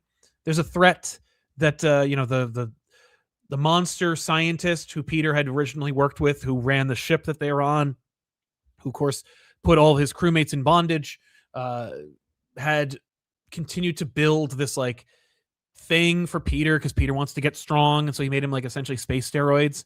And everyone's like, and even the monster himself says to Peter at one point, like, don't use this. Peter's like, well, but I'm so insecure, I'm going to at some point. So Peter threatens to use it at some point during the Hellgate fight, but doesn't. He will be given an opportunity to do that again. Probably, you know, one of two things are going to happen. Either he's going to use it and regret it, or he's going to use it on Hellgate and it'll destroy Hellgate. Who knows? You know, jury's out on which one it'll be, but it's a ticking clock. It's a little Chekhov's gun for you, a little Chekhov steroids. The important thing is that Symbi, the cute cartoon symbiote that has joined the crew and has no discernible personality, doesn't do anything interesting or add anything to the story, is now a playable character in a video game. So you're welcome. Or I think he's in a cartoon. What? Yeah, they may it's synergy. People are upset about that. I'm like, who could care less about a Disney company making, you know, cute characters? We live in a world of porgs. But I do. The issue is the issue looks good. Okay. Joe Kelly gets character and sometimes does a really good story. This one isn't one, but it does flow. Okay. It is not interrupted by like half-assed conversations between like Norman Osborn and J. Jonah Jameson that are crudely drawn, and like in the previous issue. So at least you got that. If you pitched me Spider-Man Stranded in Space, I don't think I would have done this. Okay. Like, I would have been really excited about the idea, and then I would have read it and been like, oh. You know, like, he does, like, Pete and company go through space, and like they keep referring to Imperial, by the way, and not like the characters. Like, they reference like that there's like a gate they got to go through to get to Earth, and it's like it's a madhouse. Yeah. And it's like because of Imperial. And I'm like, yeah. I know. Well, or maybe I don't. Yeah. But like, it doesn't matter. Yeah, it does. It only sort of matters because like you don't need Imperial for that to happen. You could have just said like it's a mess. It's just like it's cosmetically connected. But there's nothing relevant to it. The crew has to like get to the gate, but there's so much tumult because of the you know, the bureaucracy and the war of Imperial, they can't get there. But like they don't encounter hardships. They don't hit those roadblocks. They just say they exist. When they actually do something to like save a planet, it's a montage. It's never like 6-issue miniseries, like, or 6-issue story arc where each issue is a different planet they go to that specializes in each of the members of the crew that's in the team. Like, I understand how stories work, and so does Joe Kelly. Anyway, this is a good looking book. Okay. And unlike previous Spider-Man ongoing in continuity issues that have happened in the last decade, this is not poorly written. It's just also unengaging, and that's where you find the consistency. What's the issue? Because also one of the number one book of the year last year was Deadpool Batman, written by the worst Spider-Man writer in human history. And yet, right? And also we read that and we liked it. And also he wrote Hellions, and that's good. No, is it Hellions? Mm-hmm. And that's good. And also he wrote like movies and stuff, and the stuff he wrote was fine. What's the underlying factor? Editors. The editor has to go. Moving on. And when I say go, I mean he needs to like just move on to another project. Right. Any violent or extreme rhetoric is not tolerated on this channel and will not be accepted in the conversations. No. Speaking of epic, awesome stuff, tell us about Ultimate Wolverine, because it's almost over. I know. It's coming to an end. Admittedly, it should be over. This is fine. This is written by Chris Condon with art by Domenico Carbone. This is a fine book. Right. It's the main book is over. And I'm also trying, remember how you were like kind of meta reading? I'm trying not to meta read knowing that this is going to be over, because it's like, this feels like we're starting something new. And I'm like, but there's no time to start something new. Yeah. Right. I mean, we are dealing with the dangling threads of like, well, this world is in chaos. Yes. We have Phoenix. And what happened to Ileana Rasputin? So I thought she died. No, she's out there somewhere. Oh, that's a shame. Because like we see a little bit of her at the start. Like, and how like she ended up meeting Belasco and all that. Mm-hmm. But like presumably like they're like trying to find her, maybe. And like Wolverine's just like, we shouldn't get involved. Yep. Because like we need to let the people make a decision. Like, what are we gonna do? Make our own government and stuff like that? I'm like, stop it. We don't tolerate Krakoa in my Wolverine book. What are we gonna do? Live on a living tree? That'd be stupid. But this issue, listen, is this issue still fun? Yes. Am I like, where is this going in the amount of time we have? A little bit, but you know what? I'm just gonna read and enjoy, because I'm trying to not meta read, right? I'm not trying to think about like how it's ending very soon. Yeah, I'm really, really not. Definitely not doing that. But it's like we have like Phoenix and Wolverine and like the Sentinel 1 or David Haller. Yeah. Haller. And in this issue, like Wolverine's like, oh, like Phoenix needs medicine. Like she's not doing well. Needs food badly. She really needs more. And so like Wolverine's like, all right, I'll like follow the sewers out like till it's like not like crazy, and I'll go up and I'll try to find her something, right? Yeah. And while he's down there, he runs into a bear. And at first I was like, oh my gosh, since we started with Ileana, I was like, is this the demon bear? No. Oh. It's Ursa Minor. Oh, okay. Who is also like has been messed up by by the program. Yeah. So like they're just a bear, but like raged out. Well, it's a bear man. It's a bear man, but it's a big bear man. But they're just stuck being a bear. Oh no. So it's like Lockjaw, where it's like, I have the mind of a man. I don't know if they do. It's just like he's eating Crimson Dynamo. Oh. Like Wolverine's just like, well, looks like Crimson Dynamo finally got whoa gosh. And then he'll turn into a Wendigo. No. And he can be a polar bear. No, he just fights Wolverine, and eventually Wolverine like cuts its arm off, I think. It's a great looking fight, like, but it's also a little hard to follow. Domenico, no, he does. I'm just saying, Carbone like really like goes for it. Like he's drawing bears and people fighting. There's like one or two like points where I'm just like, what happened? I'm like, who cares? I guess. Who cares? I guess it's still fun. Just watching. Yeah, it is good looking, but also it is hard to follow the action. That's a little bit, but like bears are hard to draw. Like look at that. That's bears great. are tough. Like at one point, Wolverine's like, hey, just stand down, and like just grabs him. He's like, this is not how this was meant to be. You just let me go. Yeah. Don't do that.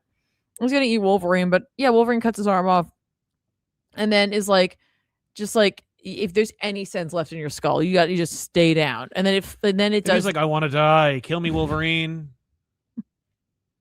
Grrr. Did he flip him off? Yes. That's awesome. Yep, just flips him off, and he's like, okay, fine. And so they fight, and then like Wolverine ends up putting him down. Yeah. And he's just like, the nightmare's over. You're for you. Yeah. It's over. The one's just beginning. What? No. So, like that happens, and it's like, that's kind of sad. Yeah. The same way anything's sad in the Ultimate Universe, where it's like, is it? Yeah. And so then like Wolverine goes into the drugstore. It's so funny because it's like it is hilarious to me. Oh, Wolverine, like in his ridiculous. Wolverine, that the store's closed. He busts into it, okay. but it's just Wolverine carrying like a drugstore shopping bag. Yeah, well, buying things. That's like an image I never thought I'd see. Wolverine dressed as as Wolverine, as a version of Wolverine, carrying around a shopping bag. He needs browsing. a bag. Just browsing. That suit doesn't have pockets. Maybe he needs things that are going to be cumbersome. It occurs to me that he needs some pouches. He needs pouches. No, he does not. I read I remember reading a novel. Never mind what novel it was, but I remember reading a novel once in which a character he's naked. And he needs to carry things.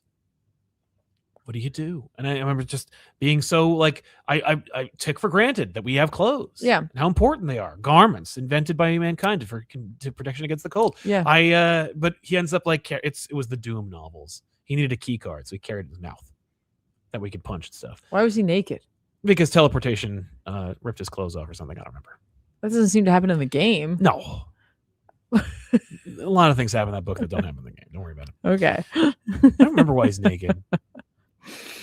But on the wall of the drugstore as he's leaving, there's a bunch of people's photos and just say missing underneath them. And then written over them says, "Bring them home, Ileana Rasputin." Oh.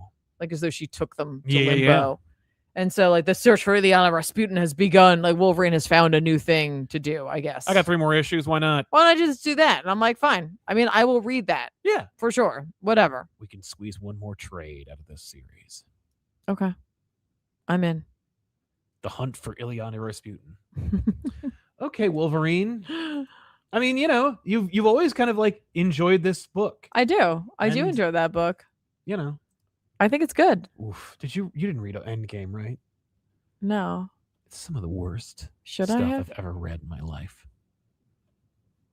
What? It's like amateur hour. What? The Ultimate Endgame. Oh. It's just some of the worst stuff I've ever read. Oh, I didn't read that at all. I couldn't believe it. Literally, I was People just are like, it's the #1 book of the year. And I'm like, first of all, it's the beginning of the year. Secondly, how can you say that? But anyway, apropos of nothing. Did you read this? I did. I read Twilight Zone #3. This one is written, drawn, and lettered by James Stokoe. I don't know if I say the last name. We'll get a correction one day. Oh, okay. This one's The Relic. Every issue of this that I've read, I felt like this is an episode of The Twilight Zone. This is an episode of The Twilight Zone. It literally is that. The art looks great. It has like it's its own thing. It has like sort of a manga feel, kind of a Daniel Warren Johnson. Whoa. Sort of a Berserk. Yeah. It has it. You know what? I mean, it reminds me of like 80s indie comics, or like almost like a blend of something like Berserk meets Mobius. Yeah, a little bit of that. Really great looking book. The story is okay. So sometimes in the Twilight Zone, because I grew up, my grandma liked watching Twilight Zone. I watched a lot of Twilight Zone. Of course. Sometimes in the Twilight Zone, they had episodes where it was like there was like a premise and then there's something revealed right at the end. And sometimes it's supposed to be like biting commentary. Yes. It's a little goofy, but it like if you like think about it too hard, you're like, oh, okay. Yeah, that is a little biting commentary for sure. Yeah. And that's very much what this issue is, where it's just like, we start off with like an artifact. It's like a vase, right? How we have like artifacts in museums, that like are meant like are like someone made it, with like by hand with clay, painted it, all of that. And like for them, they're just trying to make some money. And now it's like in a museum to like represent like this moment in time and like, what it meant and like to capture the history of it. Right. So then we see this like great battlefield and like, there is this large army standing against a few. And the idea is that like someone has come to parlay with the leader of the army from this base, and they're seeming like a higher up, but like, so like all the other people have fallen and like bend a knee or pay our taxes or do whatever, and you won't do this. And they're like, no, like they have a brotherhood in there. It's clearly like something religious is happening in there. And they're like, there aren't a lot of us, but like, we can stand tall. And like the fact is, it's like once you learn the truth within those walls, you'll want to know its story too. And the guy's like, no, and it fights his way in there. And like I don't want to ruin the reveal for you because like I'm reading this and I'm waiting for the reveal. I'm like, where is, and like when the the mic drops, I was like, oh, that is quite cool. And then you get the like explanation, like the Roger Sterling moment, or the Rod Sterling. Yes. We get that at the end, but it's like that happens. Guys, like, I have to know. Yeah. Give me the knowledge. I must know. And we go through it to the end reveal, which is like a little goofy, but also like totally. You maniacs, they blew it up. It's goofy because you like, ha ha ha ha. But then you think about it, you're like, oh. And you're like, that is very much a commentary on us in general, as a people. And I was like, and it's very fair. I thought this was really well done. The art is just really spectacular. Stoko, I think, did a really good job across the board. I didn't realize that they had also done the lettering. I think it's fairly well done. It's really crazy looking. Like, it's just a really crazy looking book. And what's nice about the Twilight Zone books is there is single issue. Like, the story is all in there. So like, if the art really speaks to you, pick this issue up. I think it's well worth it. It's all black and white. This art style really lends itself to being in black and white. Yeah. And the story is quite fun. You know, there's a lot of like, it is violent. Sure. And there's like war and battle. And it's like really just kind of cool looking on like this like crazy looking like landscape. Yeah. Really fun. I do recommend this book. I like it quite a bit. I like the fact that we're constantly changing. The next one I'm very interested in. It's like another like trope of an episode where it's just like, it's a story. Okay. You know what I mean? Where it's just like, you know, a couple and like I think like her angry brother or whatever are like out on a lake or something like that. And you know, like, oh, what's gonna happen? And I'm like, you've seen that before. Where it's just like you come in and it's just like, oh, it's like a little like drama. You think it's one thing, and then it's like, oh, but it's not this. Like, yeah. Very excited. Cool. I really like this. I have a lot of fun with it. I love when they do books like this where it's just like new writer, new artist. Yes. Just like a single for an episodic issue thing like the Twilight Zone. I think it fits perfectly. It's just a really like, it turns out comic books are a really good transition medium for like a show like that. Oh, who would have thought? I love that. That's so great. I want to point out a thing. This is not in response to anybody in the chat. I just want to be like, you know what? Endgame wasn't the worst thing I've ever read. Somebody was like Ultimatum, and I'm like, oh no, Ultimatum was the worst. No, Endgame, I didn't like it. Okay, but it wasn't poor. Okay, I've seen poor comics. Okay, I just didn't care for it. That's fair. And that is a very different statement. And I appreciate you like retracting what you said. Yeah, just want to say it wasn't for me, but it wasn't. I've seen comics that are bad, which, by the way, I know that like it's funny. We've talked to like Josh Williamson and stuff about this, but like no one sets out to make a bad comic. That's so true, but sometimes they end up happening anyway. And it's similar where it's like no one coordinates like hundreds of people and thousands, millions of dollars to make a bad movie. Yeah. But the Room still exists. And Ultimate Endgame is not The Room. Yes. Like I've seen The Room of comics. Yeah. And it ain't this. This is just disappointing. It's not bad. Like comics can be. Rare. Batman, number 5, introduces a new villain whose name changed from the solicitations to the execution. And you can tell. But that's fine. Who cares? Lady Deathman is no longer Lady Deathman. Instead, it's the Oho. It's Ojo. Well, that's the problem. Is that well? I mean, you look at her and you're like, oh, okay, it's Japanese influence. She's not Spanish. We had this conversation earlier, which is the only reason why I know. Well, I'm used to because I've learned Spanish. You know, in Japanese, I pronounce it Ojo because it's OGO or OJO, and I'm in America. We mostly, you know, if we're bilingual, we're speaking Spanish. But it's not. No. Do you want to address that really quick? So there's a couple of things it could mean. One, Ojo, the way it is spelled, is a term in Japanese Buddhism for rebirth in the Pure Land I'm going to totally butcher this, Amitabha Buddha. Okay. Or spelled O-J-O-U, but that's just the carrying out of the, you say Ojo, like you're extending that last vowel. Okay. So you throw the U on the end to indicate that. Okay.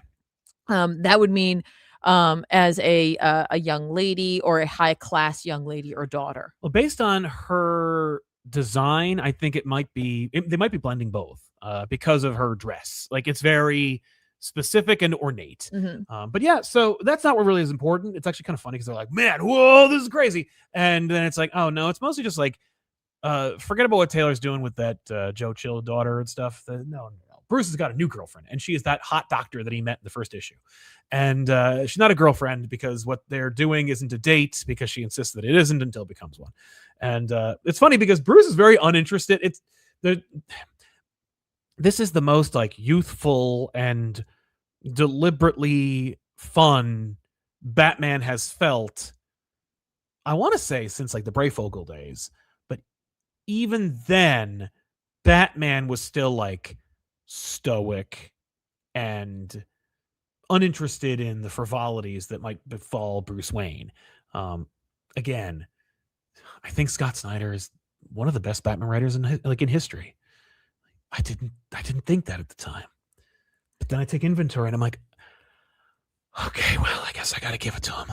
Like that Capullo Snyder run is probably the best Batman run in history, not including something like Neil Adams. But even then, like it's the reason why the Adams run is so celebrated is okay. No, it's because of Denny O'Neil and Neil Adams. Like they invented Ra's al Ghul, but and it was groundbreaking. Like nothing, like nothing in comics changed because of the Capullo Snyder run for anyone besides Snyder and Capullo. Right. Whereas all comics changed when Neil Adams started drawing Batman. Mm-hmm. And Denny O'Neil is the reason you love Batman. Mm-hmm. Snyder is not why you love Batman, unless you are under 30 and are reading Absolute Batman and have never read a comic book in your life. Yeah, that's fair. But that being said, certainly top 2. Okay, it's top 2. But yeah, this is fun. Like Bruce Wayne is like the weird thing is that Bruce is like having fun. Like he has the doctor in his car and they're being chased by a motorcycle gang because this is very Kill Bill inspired because there's a Japanese influence in this. And Bruce is like, I guess don't look now, doctor, but I'm afraid we're being chased by a motorcycle gang. And then proceeds to like drive like James Bond. And I'm like, what are you doing? Are you planning on telling this girl that you're Batman? Like, because your whole shtick is being an idiot, and incapable. You don't want people connecting the dots here, man. But but then we get this moment at the end of the issue where it's like, they're like, what? And I'm like, you were just doing that the whole damn time. Anyway, but there's a lot of like fun sequences back and forth between the two of them. And, she's like, we're not on a date here. And he's like, okay, well, we'll see about that. And I'm like, are you like, it's rare to watch Bruce Wayne try to like woo a girl that isn't dressed like a cat. And even then, like he rarely is trying with Catwoman. He's just like, no, I don't know about this, and she's like, all right, meow. But it's fun. And then the Ojo strikes. The Ojo strikes. I don't care about this character at all. There's nothing here. Like some the crows chase them, and then the crows become her, and she's like, oh, but she doesn't do it. She's like, she's there. There's not enough on the page to get excited outside of like, do you like the design? And do you like the convention of her becoming crows? I do. Sounds mystical. Then enjoy. Sounds magical. Right. But like there better be more. Like, because for me, I'm like, well, what are they like at home? Well, who do they love? Where are they, where are they from? That's what I'm interested in. And we'll get that eventually. For now, they're like, oh, and it's like, no, there's a lot of Bruce and the Doctor interplay, and not a lot of the Ojo. So like, but there's a lot of there's some big moments of her showing up, and she's got 2 swords, so it's cool. Kind of sounds cool. Yeah, no, like it cool. Literally sounds like something I would like. Yeah, you would, and I would say her name correctly. Yeah, well, excuse me for like speaking another language and it coloring my ability to say the word. I'm just saying I've said it to you several times. Okay. But yeah, it's good. The art's fantastic. It's him and Izzy's doing a great job. I can't wait to read that Spider-Man Superman crossover that he's going to draw too. It's going to be awesome. Yeah. But beautiful looking book and fun. Like we got a moment that's ripped right out of the Batman animated series. Remember the night of one of the ninja episodes. There's 2 of them, but like the one where the ninja comes to Gotham, not the one where Batman goes to Japan, which I guess is the last one. So it's the first one. Okay. Where he kidnaps Summer Gleason and like Bruce has got to fight him. Mm-hmm. Yeah, it's great. But we get that where like Bruce goes to like fight And he's just like, yeah, let's go. It's really fun and cute. Yeah. Then Damian shows up and calls him father. Oh. Like Robin shows up and he's like, all right, father. And then the doctor's like, I'm sorry, what? And I'm like, Damian, what the crap was that? But also Batman, you really didn't like Damian. Yeah. So like Damian has to be kind of smartest man in the universe, by the way. Smart enough to recognize when he's not in another reality. Maybe that's just that was the dark side heart coloring it's like the truth, because it's like, well, Batman thinks his son is the smartest kid. Yeah, exactly. So I'm playing to your vanity, really. Well, doesn't everyone think their kid is the smartest person in the world? But yeah, it's a good book. A lot of fun. Really enjoyed it. I don't hear anyone complaining about it to the degree people are complaining about Detective. Okay. Yeah, I think Fraction's doing a nice job. It's good. It's a good book. But the lines are on the front of the book. The Ojo strikes. Yeah. You said the lines weren't there. They weren't. When I first read it, yeah. Okay. Anyway. It sounds fun, though, and it sounds like something I would enjoy. And I did like Fraction's Defenders. So You did. Maybe I'll check this out. Yeah. I think you'd like it. Oat. Yep. Oot. I like it. Good stuff. Excellent. What's your book of the week, sir? Are you all done? I'm sorry. Yeah, I'm all done. What's your book of the week, sir? I don't know. I guess this.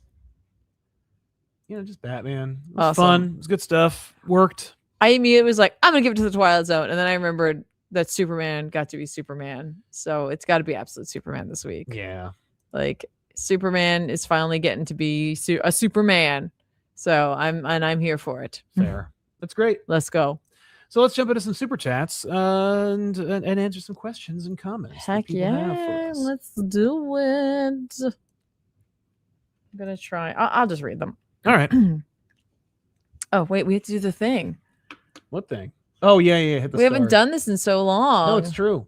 Look at that. Here we go. Hogzilla stylish Tiffany has stormed the premises. She can't speak though or read, but thank you very much. I appreciate that. Yeah. Appreciate the bang love. Bangs love. Yes. Whatever. I appreciate it because it really helps to make me feel like I made a good choice. Yeah. Thank you, everyone. Ear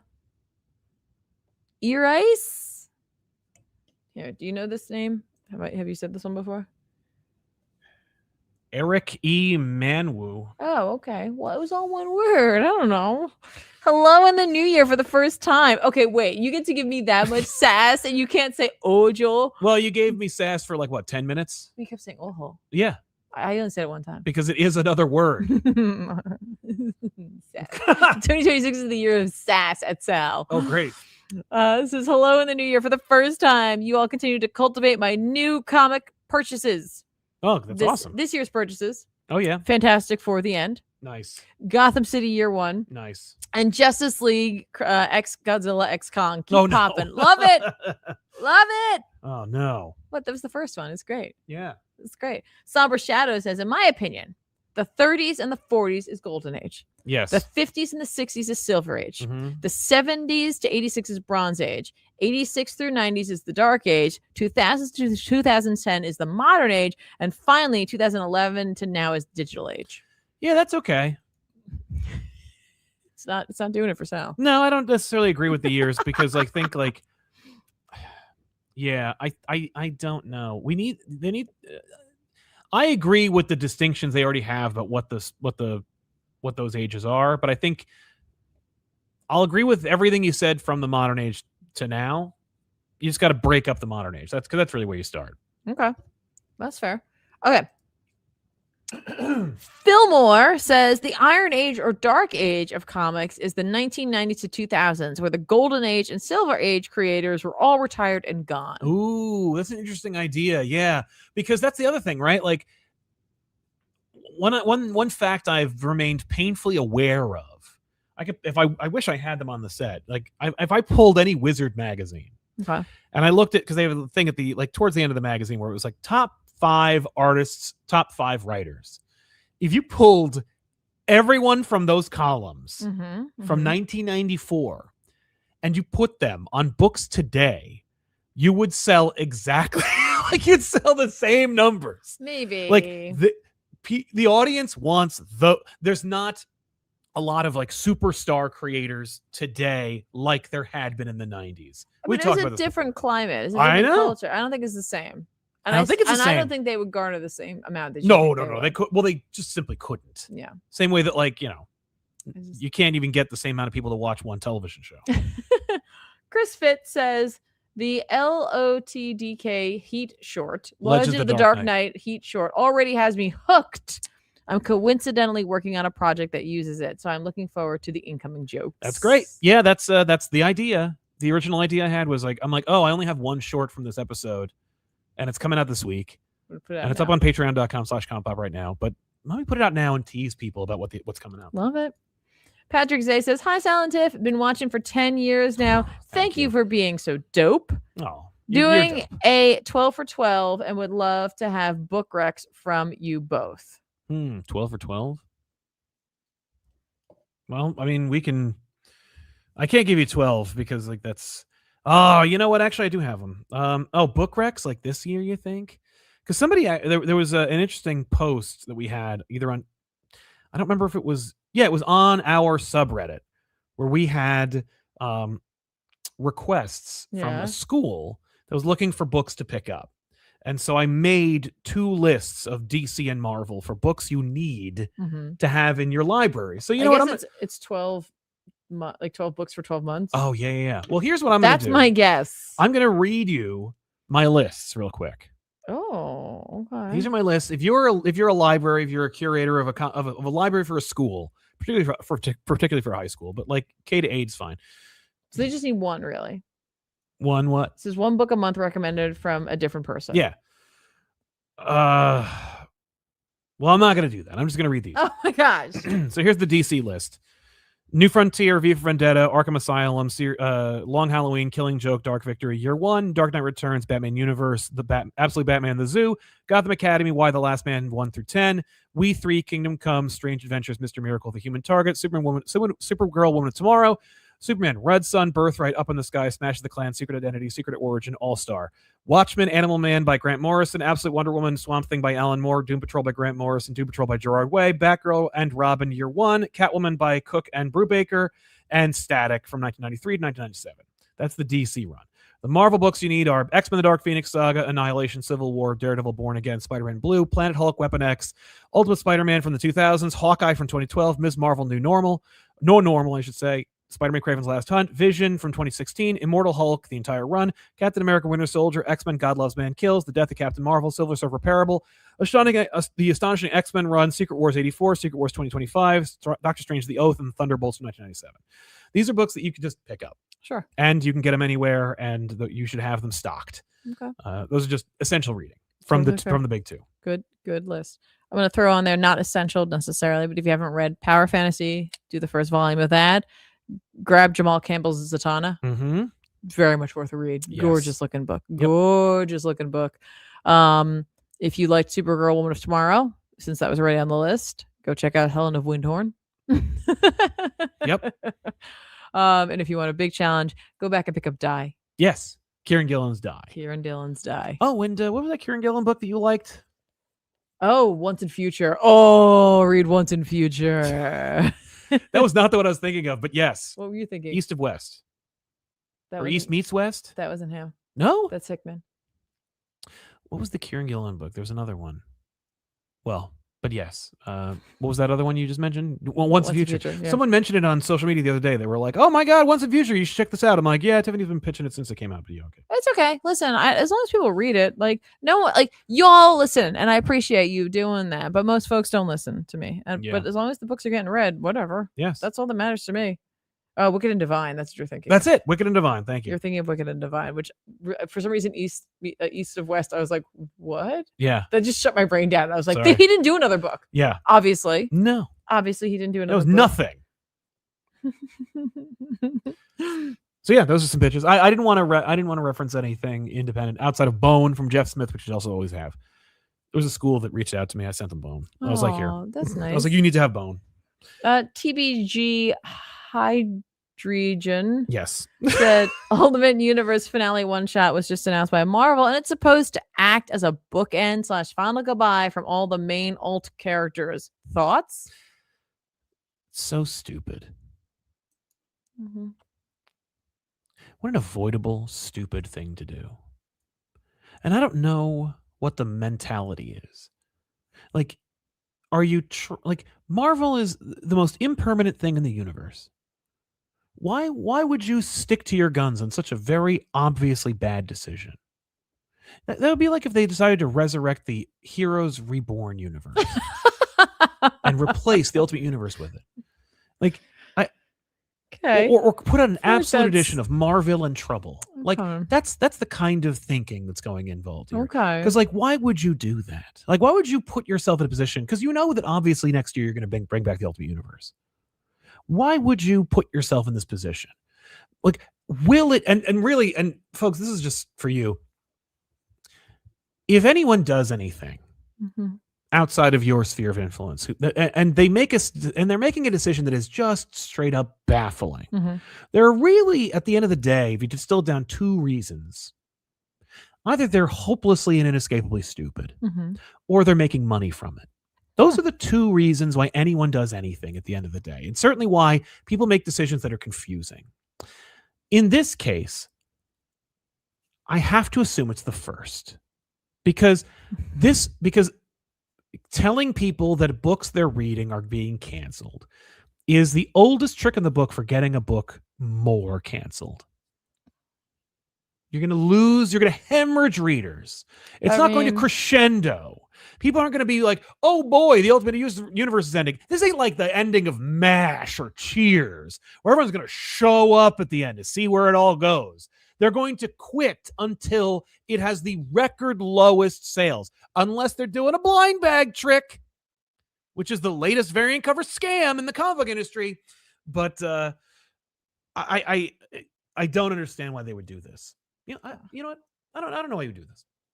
It's just stupid. I agree. Okay. We got 3 super chats from Rishiv. So the first one says, Tiff, do you think Hisako is still alive from Ultimate X-Men? Oh. I think I do think that. I do. But I would also not be surprised if Momoko was like, nope. But like, I do. I really do. Yeah. Then they followed up with, hi, Sal, I missed a few shows. Hey. Has your view on Absolute Soups changed? Issue 14 basically flipped my perspective from slow and meandering to perfect. I haven't read it. I can't say that I read it, but I do love the things that take place in the most recent issue. So, like, I mean, I'm going to eventually read it. Who knows? I'm not going to read it yet because if Tiffany's going to host an Absolute Superman book and the availability of the boys, we'll see. I'd rather do it. I'd rather it be Tiffany, Ben, and Ethan. It should be Ben and Ethan because like they don't. But if one of them isn't available, then I'll have to pitch it for them. So like, we'll see what happens. But I will read it all soon, and we'll do that. They came back to say Condon, a good writer trapped in an uncreative series. Would you agree? Because that's your book. I get where you're saying that, like, because it's Wolverine, that it has to be trapped in the what people think Wolverine is. But I think they are expressing some creativity for sure. Yeah. I'd like to see some more stuff from them. Yeah, I saw someone. I think I was talking to someone about how much they don't like the book, and their main reason was because they're like, it's just Wolverine but Russian. Yeah, I know. And like that's not enough. Like that's not enough of a change. No. And I was like, it's certainly not like they couldn't split the difference between what Momoko was doing, so they just do the safe book. Yeah, I mean, so you already got Ultimate the Momoko Spider-Man book. is just what if Spider-Man were married. It is very different. The book Ultimate Spider-Man, yeah, it is ultra different between it and its counterpart or its predecessor. But at the end of the day, it's a white guy in a Spider-Man costume slinging webs and hanging out with his redheaded wife. Like, no, I think admittedly, like all the other books except for Ultimate X-Men are essentially their counterparts. Yes. Just in a very different situation, different world with like different players. Ultimate X-Men was the one that was just like so drastically different, but still shockingly felt spiritually connected. Yeah. But Ultimate X-Men is the most absolute book of the bunch. Yes. Because I think Absolute is doing a more effective job retelling of doing that, of being like, no, we take, and obviously the approach to Ultimate Universe was not, let's just do what they're doing. Like I promise you, they didn't know. Mm-hmm. And so it's not just like take the character and strip them of everything that makes them who they are and see if what remains allows them to continue. Like, but yeah, no, Ultimate X-Men is like, that's an idea. Mm-hmm. I think Ultimate Black Panther is also one of those things where it's like, Ultimate Black Panther is just like really good. It's movie. just a good Ultimate Black Panther book. It's just a good movie that we're not getting. Kettler will defend for treat says, isn't calling a period modern age and art basically the same as calling an initiative Marvel Now or New 52? Eventually it won't be new or now or modern. No, but it is fair to say that calling anything modern immediately dates the thing that you're naming. Well, I mean, modern art has been modern art and it defines a period. 100%. And it defines a period, but like I think they're conflating apples and oranges. Like New 52, those are initiatives. Marvel Now, I get what they're saying. Yeah. Oh, yeah. It's ripe for, it's just. Marvel Now is ripe for criticism and parody. Yes. Just like DCU, which is terrible. Hulkzilla says, was Absolute Wonder Woman 15 covered previously? Number 15? Quick thoughts for a penny, and glad to have our favorite power couple back together on the show. Glad to be back, man. Thanks. I don't think I was here for that. No. Did you talk about it? Which one? Absolute Wonder Woman, number 15. Oh, the Batman crossover. Yes. I didn't read it. Oh. When would I? I know. No, because I'm gonna get crap and you're gonna make me feel bad about it. But I know you've been busy. I make the holidays happen. Yeah, not him. That's right. Me. No, it's great. No, it's a phenomenal issue. I talked about it and I was happy to do it. Excellent. I have to catch. By the way, I think Absolute Batman is delayed. So like because they're approaching the Absolute team ups like they're approaching Deadpool and Batman already. Or you know, they're each getting their own, and they're completely separate and different and not connected directly. Michael Goblin says, I dropped out of Absolute Superman pretty early on, but this issue sounds like I may need to start it back up. If you're going to do that, just read the end of the Smallville War. Read issue 14. I think it'll hit home and then just go right into 15. Navy SEALs says, would love to share my Superman pitch someday. It'll never happen, but still want to share my bullshit. I've said it before, but thank you all for getting me through. Well, thank you so much, and hopefully you will get a chance. Don't never say never, man. Down. Maybe no, it could come. File the serial numbers off and see if your character still works independently. Like realistically, take your character, find and replace all the names and change them, and then see if it still holds up. Fair. A Secret Boss has always been a Marvel fan, but since Absolute and Fraction Batman, DC's has been on fire. Yes, the constant number one on Marvel is turning me off. Yeah. Oh, it's a terrible practice, and once they're cotton to it, don't do it no more. Like you got to just go, oh well, they figured it out. Okay, we're going to stop that now. Yeah, like just stop it. But like that's why you need new regimes. Mm-hmm. Like you need new people, new blood. Unfortunately, the problem is with new blood, you never they don't know the rules or they don't know the systems. You know, you need to, as you've pointed out, like you need to know the rules in order to break them properly. Yeah. So agreed. Anyway, Navy SEALs back to say Grayson was always my favorite character that I thought I'd relate to for all of my life. Who knew Bane snapping Batman's spine would be so damn relatable? What? Oh. Well, I hope good luck to you. Oh. My goodness. Wow. Okay. Sorry. I wish you a speedy recovery. Speedier than Batman's. For sure. Chocobo Kid says, what are you playing tomorrow, Tiff? Great question. I haven't had to do this in a while. I don't know. We could go back to Clear Obscure. I have nothing in mind. Well, that was the game of the year, right? It was the game of the year. See how far we can get. Yeah. Zilly Goo says, hey, Sal, have you read the 2-part story Sam Keith did for the Peter Parker Spider-Man in the early 2000s called Reborn with Sandman? Yes. I liked it well enough. I don't love Sam Keith wholeheartedly. Like right. I love Sam Keith as a guy, I guess. I don't really know him personally. And by the way, it turns out, according to a trusted friend of his, Sam Keith is retired. Oh. Like he's out. Okay. Has no love for comics and just is gone. Okay. You will not be seeing him again in comics which is a real shame. Yeah. It's a real loss. He's been wonderful. And yeah, but I read that recently. I was like, oh no. Oh, good thing you saw him at that convention that one time. That one time. We were in a line for Scott Snyder and someone else had a Sam Keith doodle or something. And I was like, whoa, that's awesome. Sam Keith was somewhere. Where was he? He was like, over there, over about 10 minutes ago. I'm like, what? And so I bailed on the Scott Snyder I stayed. line. Yeah, you did. No, I'm just saying, like, Yeah, you were in the line. I was like, I'm leaving. And I bailed. Yeah, you got your oversized witches signed. I did. But and Jock was there too, so he got to sign his. I did. But I bailed and I ran upstairs and I grabbed a copy of the Max #1. Fortunately, not hard to find, and and there it was, just on the main floor, squished behind somebody else, and I was like, ah, yeah, it's cute, and it was just like what I expect. He's like, yeah, really, you like the Max? All right. Anyway. But no, I did read that. Arduit says, CPOP, woo! Y'all read Assorted Crisis event? Peace. I have not read it at all. Kevin Smith has never watched Firefly. That's interesting. Because he has been told by so many audience members that he would love it. And so he's so afraid of not liking it. And his audience and having a reaction or a response to okay.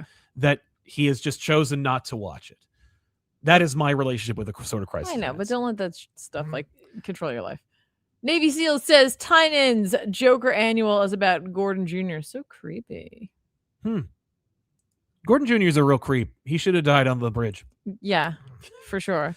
The Bagel 14. I just like that name a lot. Yeah, the Bagel 14. The Bagel 14 says, "Hey guys, relatively new viewer, welcome. Sorry to Thanks for being here, man. not giving you a hard time about your name. Actually, really no, we like love it. your name. Past 2 years or so, but you guys convinced me to pick up books like Hawks and Pox. Love that.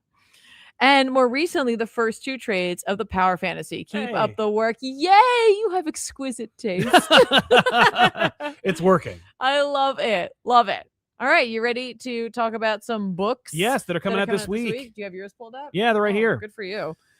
Well, DCKO #3. It's happening. It's happening, baby. Kaboom. Check it out, folks. Are you going to read Batman and Robin, nah. number 29? I see your favorite characters on there. Yes, I do love the ventriloquist somehow, and kind of in a transitionally ironic way. Ninja Turtles 14. Gene Luen Yang and Freddie E. Williams II Love dropping. The last issue of Jed McKay's Avengers is coming out. Whoa. So that's kind of wild, though. Yeah, I know. Who's next? Who's next, indeed? I don't know, but I don't envy them. I'll tell you who I nominate, though. It's a young buck just brought into the Marvel fold. His name's Brian Michael Bendis. Ah. I think that would be a great idea. I bet you do. I think maybe he's working on more. We're getting to the end. In fact, I think Avengers number 34, Bendis wrote a little story in it. So I'm excited to read. That's awesome. Can I read a quick super chat? I wish you would. Yeah, that'd be great. It's from Navy SEALs. Ooh, Navy SEALs. Remember before? Yeah. With the Bane Bake. Yes. Yeah. I'm walking. Was told that wasn't possible. Less than a year later, I live alone. Damn right. Well, not that. But prove them wrong, man. Good for you. Y'all helped that be a reality. Thank you. Genuinely helped save my life. You saved yourself, man. Yeah. We're just there to watch. We're very glad to do it. Thank Yeah. you so much. We're very grateful. Oh my God. That's amazing. Thank you for the follow-up on that. Thank you. Yeah. I love that. That was a nice closure. Amazing Spider-Man Torn. I am going to recommend that. I like this series a lot. Black Cat number 6 sees Daredevil and Black Cat, which is the origin of Peter Parker's supervillain story. Beneath the Trees Where Nobody Sees, Rite of Spring number 5 is dropping, continuing this series. Amazing. I'm going to check out Dungeons of Doom. Makes sense. Good idea. It looks like some of the creatives on this are people like Benjamin Percy and Philip Kennedy Johnson. Yep. I was like, okay, I'm in. Okay. Let's do it. Why not? Yeah. And I think we're good. Oh no, keep going. Okay. I keep recommending this book, and I confession time. I've read the first issue, and I've never read any more. Court Children of the Round Table number 5 is coming out. Oh my gosh, why? Sorry. Why? I'm sorry. I think what it is, you keep forgetting it exists. Yes, that's exactly right. And that's so sad. Yeah, and I have a little folder with all these goddamn books in them that DC sends me, and I still forget to read it. I know. Are you gonna read Logan, Black, White, and Blood? Probably not. Tom Waltz and Alex Linz. I'm gonna probably check out Dimensional Rivals. Yeah, but I bet you check out Die. I was getting there. That was before that. Oh, I thought that was after that. Jeez. Peach Momoko. What? On Psy. Cool. She's at least the cover artist. I'm interested to see what this is. Oh no, this is a bunch of. Oh my gosh, Iban Coelho. Oh yeah, writer and artist on this. Great. Stan Sakai. Oh what? Yeah, that's fun. Usagi Yojimbo's writer and artist on this, and then Peach Momoko on this. She's collected some artists to like talk about Psy making her way through the multiverse. I'm gonna pick that up. I gotta check that out. Yeah, that sounds like so much fun for sure. And of course, Die Reloaded number 3, I think, is dropping. Mm-hmm. So I'll definitely be looking at that too. You may have noticed, folks, I didn't mention Doctor Strange. I just want to people seem to like it. Yeah. Do they? I haven't heard anything. I don't know. I some people are like saying that they're reading it or what have you. I'm not reading it. I love the character. I just didn't care for the storytelling on the Asgard arc, and it just doesn't appeal to me. And so instead of buying it just so that we can talk about it, I think I'm just gonna not. Yeah. I'm just gonna find something else to fill my interests for right now. Yeah. But if you are enjoying it, all power to you. I really hope you are enjoying it. All power fantasy to you. All power fantasy to you, for sure. Yeah. Yeah. Good. So, good stuff. That's great. Well, before we go, I want to mention, of course, that this show couldn't be possible without you. So we want to thank you all for being here. But more importantly, the show wouldn't be possible without you for being here, because otherwise the show is boring and I have to talk more. And I got to take long breaks when I need to drink something to keep my voice going. Just like that, where no one's saying anything. Exactly. But yeah, thank you for being here as always, Tiffany. Thank you to you awesome audience out there for watching the show on a regular basis and making it a part of your daily lives. We do appreciate weekly lives, at least. I'm excited to mention that we have brought in, don't get excited, I have hired out an editor to do some projects that I've always wanted to cover based on the folders that I've given him. Since 2022, I've wanted to have some projects done, and he's working tirelessly to bring those together, and I'm really excited to see the culmination of them. If you're interested in seeing them right now, you can always go to patreon.com/ComicPop. We have I took a page out of a show that Tiffany watches on YouTube. There's going to be a con video of Tiffany and I at San Diego Comic-Con in 2024. We're working on 2025 now, but we made a little video that kind of gets you some pointers and a little fly on the wall experience. But there's some voiceover that I provided where I'm like, hey, this is what you can expect at San Diego Comic-Con. Here's some things that you might want to bring. But there is a voiceover free version on patreon.com/ComicPop, so you could just vibe with us. It's just some music and some sound and some crowd noises, and you just get to go to San Diego Comic-Con with us in 2024, not 2025. Well, I know who you're talking about then. But that episode is dropping tomorrow, and it's about 9-10 minutes long. You think you're really going to have fun if you like these kind of videos. But yeah, check that out. And also early access on Patreon right now, even though it's less than 24 hours from now. So, not saying don't do it, but don't join just for that, because you'll be disappointed. But amazing. That's coming out. Planning on recording some No Comic Required. It's been a while. Wait a minute. Did it actually drop in comic book stores? Oh, I don't know. No one has shown me a picture. Okay, so and our comic book store doesn't have it. The Terminator first volume may have actually dropped. If you have seen it in the wild, take a picture, show it to us. Tag us. We'd like to see it. Yeah, please. The volume is called Terminator Out of Time, Volume 1, or Volume 1 Out of Time. The subheading is Out of Time, but the trade paperback should be out now, and if not, it should be out on Wednesday of this week. I think Zap Comics in Wayne, New Jersey is going to have it this week. Okay. I know they didn't have it last week. Okay. But it should be out in the wild. If you are, the kind of person who'd want to read Terminator book, I couldn't recommend it more highly, but also if you like me and you want to see more of my crap, you can always check it out as well. Chemdog in the chat says, I've seen it, Silent Tiffany. Oh, there you go. If you have seen it or if you see it in the wild, I would highly recommend that you tag me in it so that I can share it with the world, because that also helps to get me more jobs. But no, I would like to be able to celebrate it with you. If you just you don't have to buy it necessarily, but snap a pic of it on the shelf. That's enough. Unless there's like 100 copies, in which case don't take that picture. We want people to think it's really rare. But no, pick it up and enjoy it. My 10-page story should be there. I've heard I had been promised that it would be all collected. In the description, it seems like it wasn't, but we'll see what happens. I don't have a copy myself. Okay. I will look forward to checking it out and finding out along with you. But I would love to do more, preferably maybe more than 10 pages. We'll see. I don't know if that'll ever happen, but I would love to make it happen. So we do appreciate you if you have a chance to check it out, even if it's the first, last, and only published work of mine. Hey, it's in Terminator. That's awesome. Hell yeah. So thank you so much. But yeah, if you do see it, take a picture and tag me in it.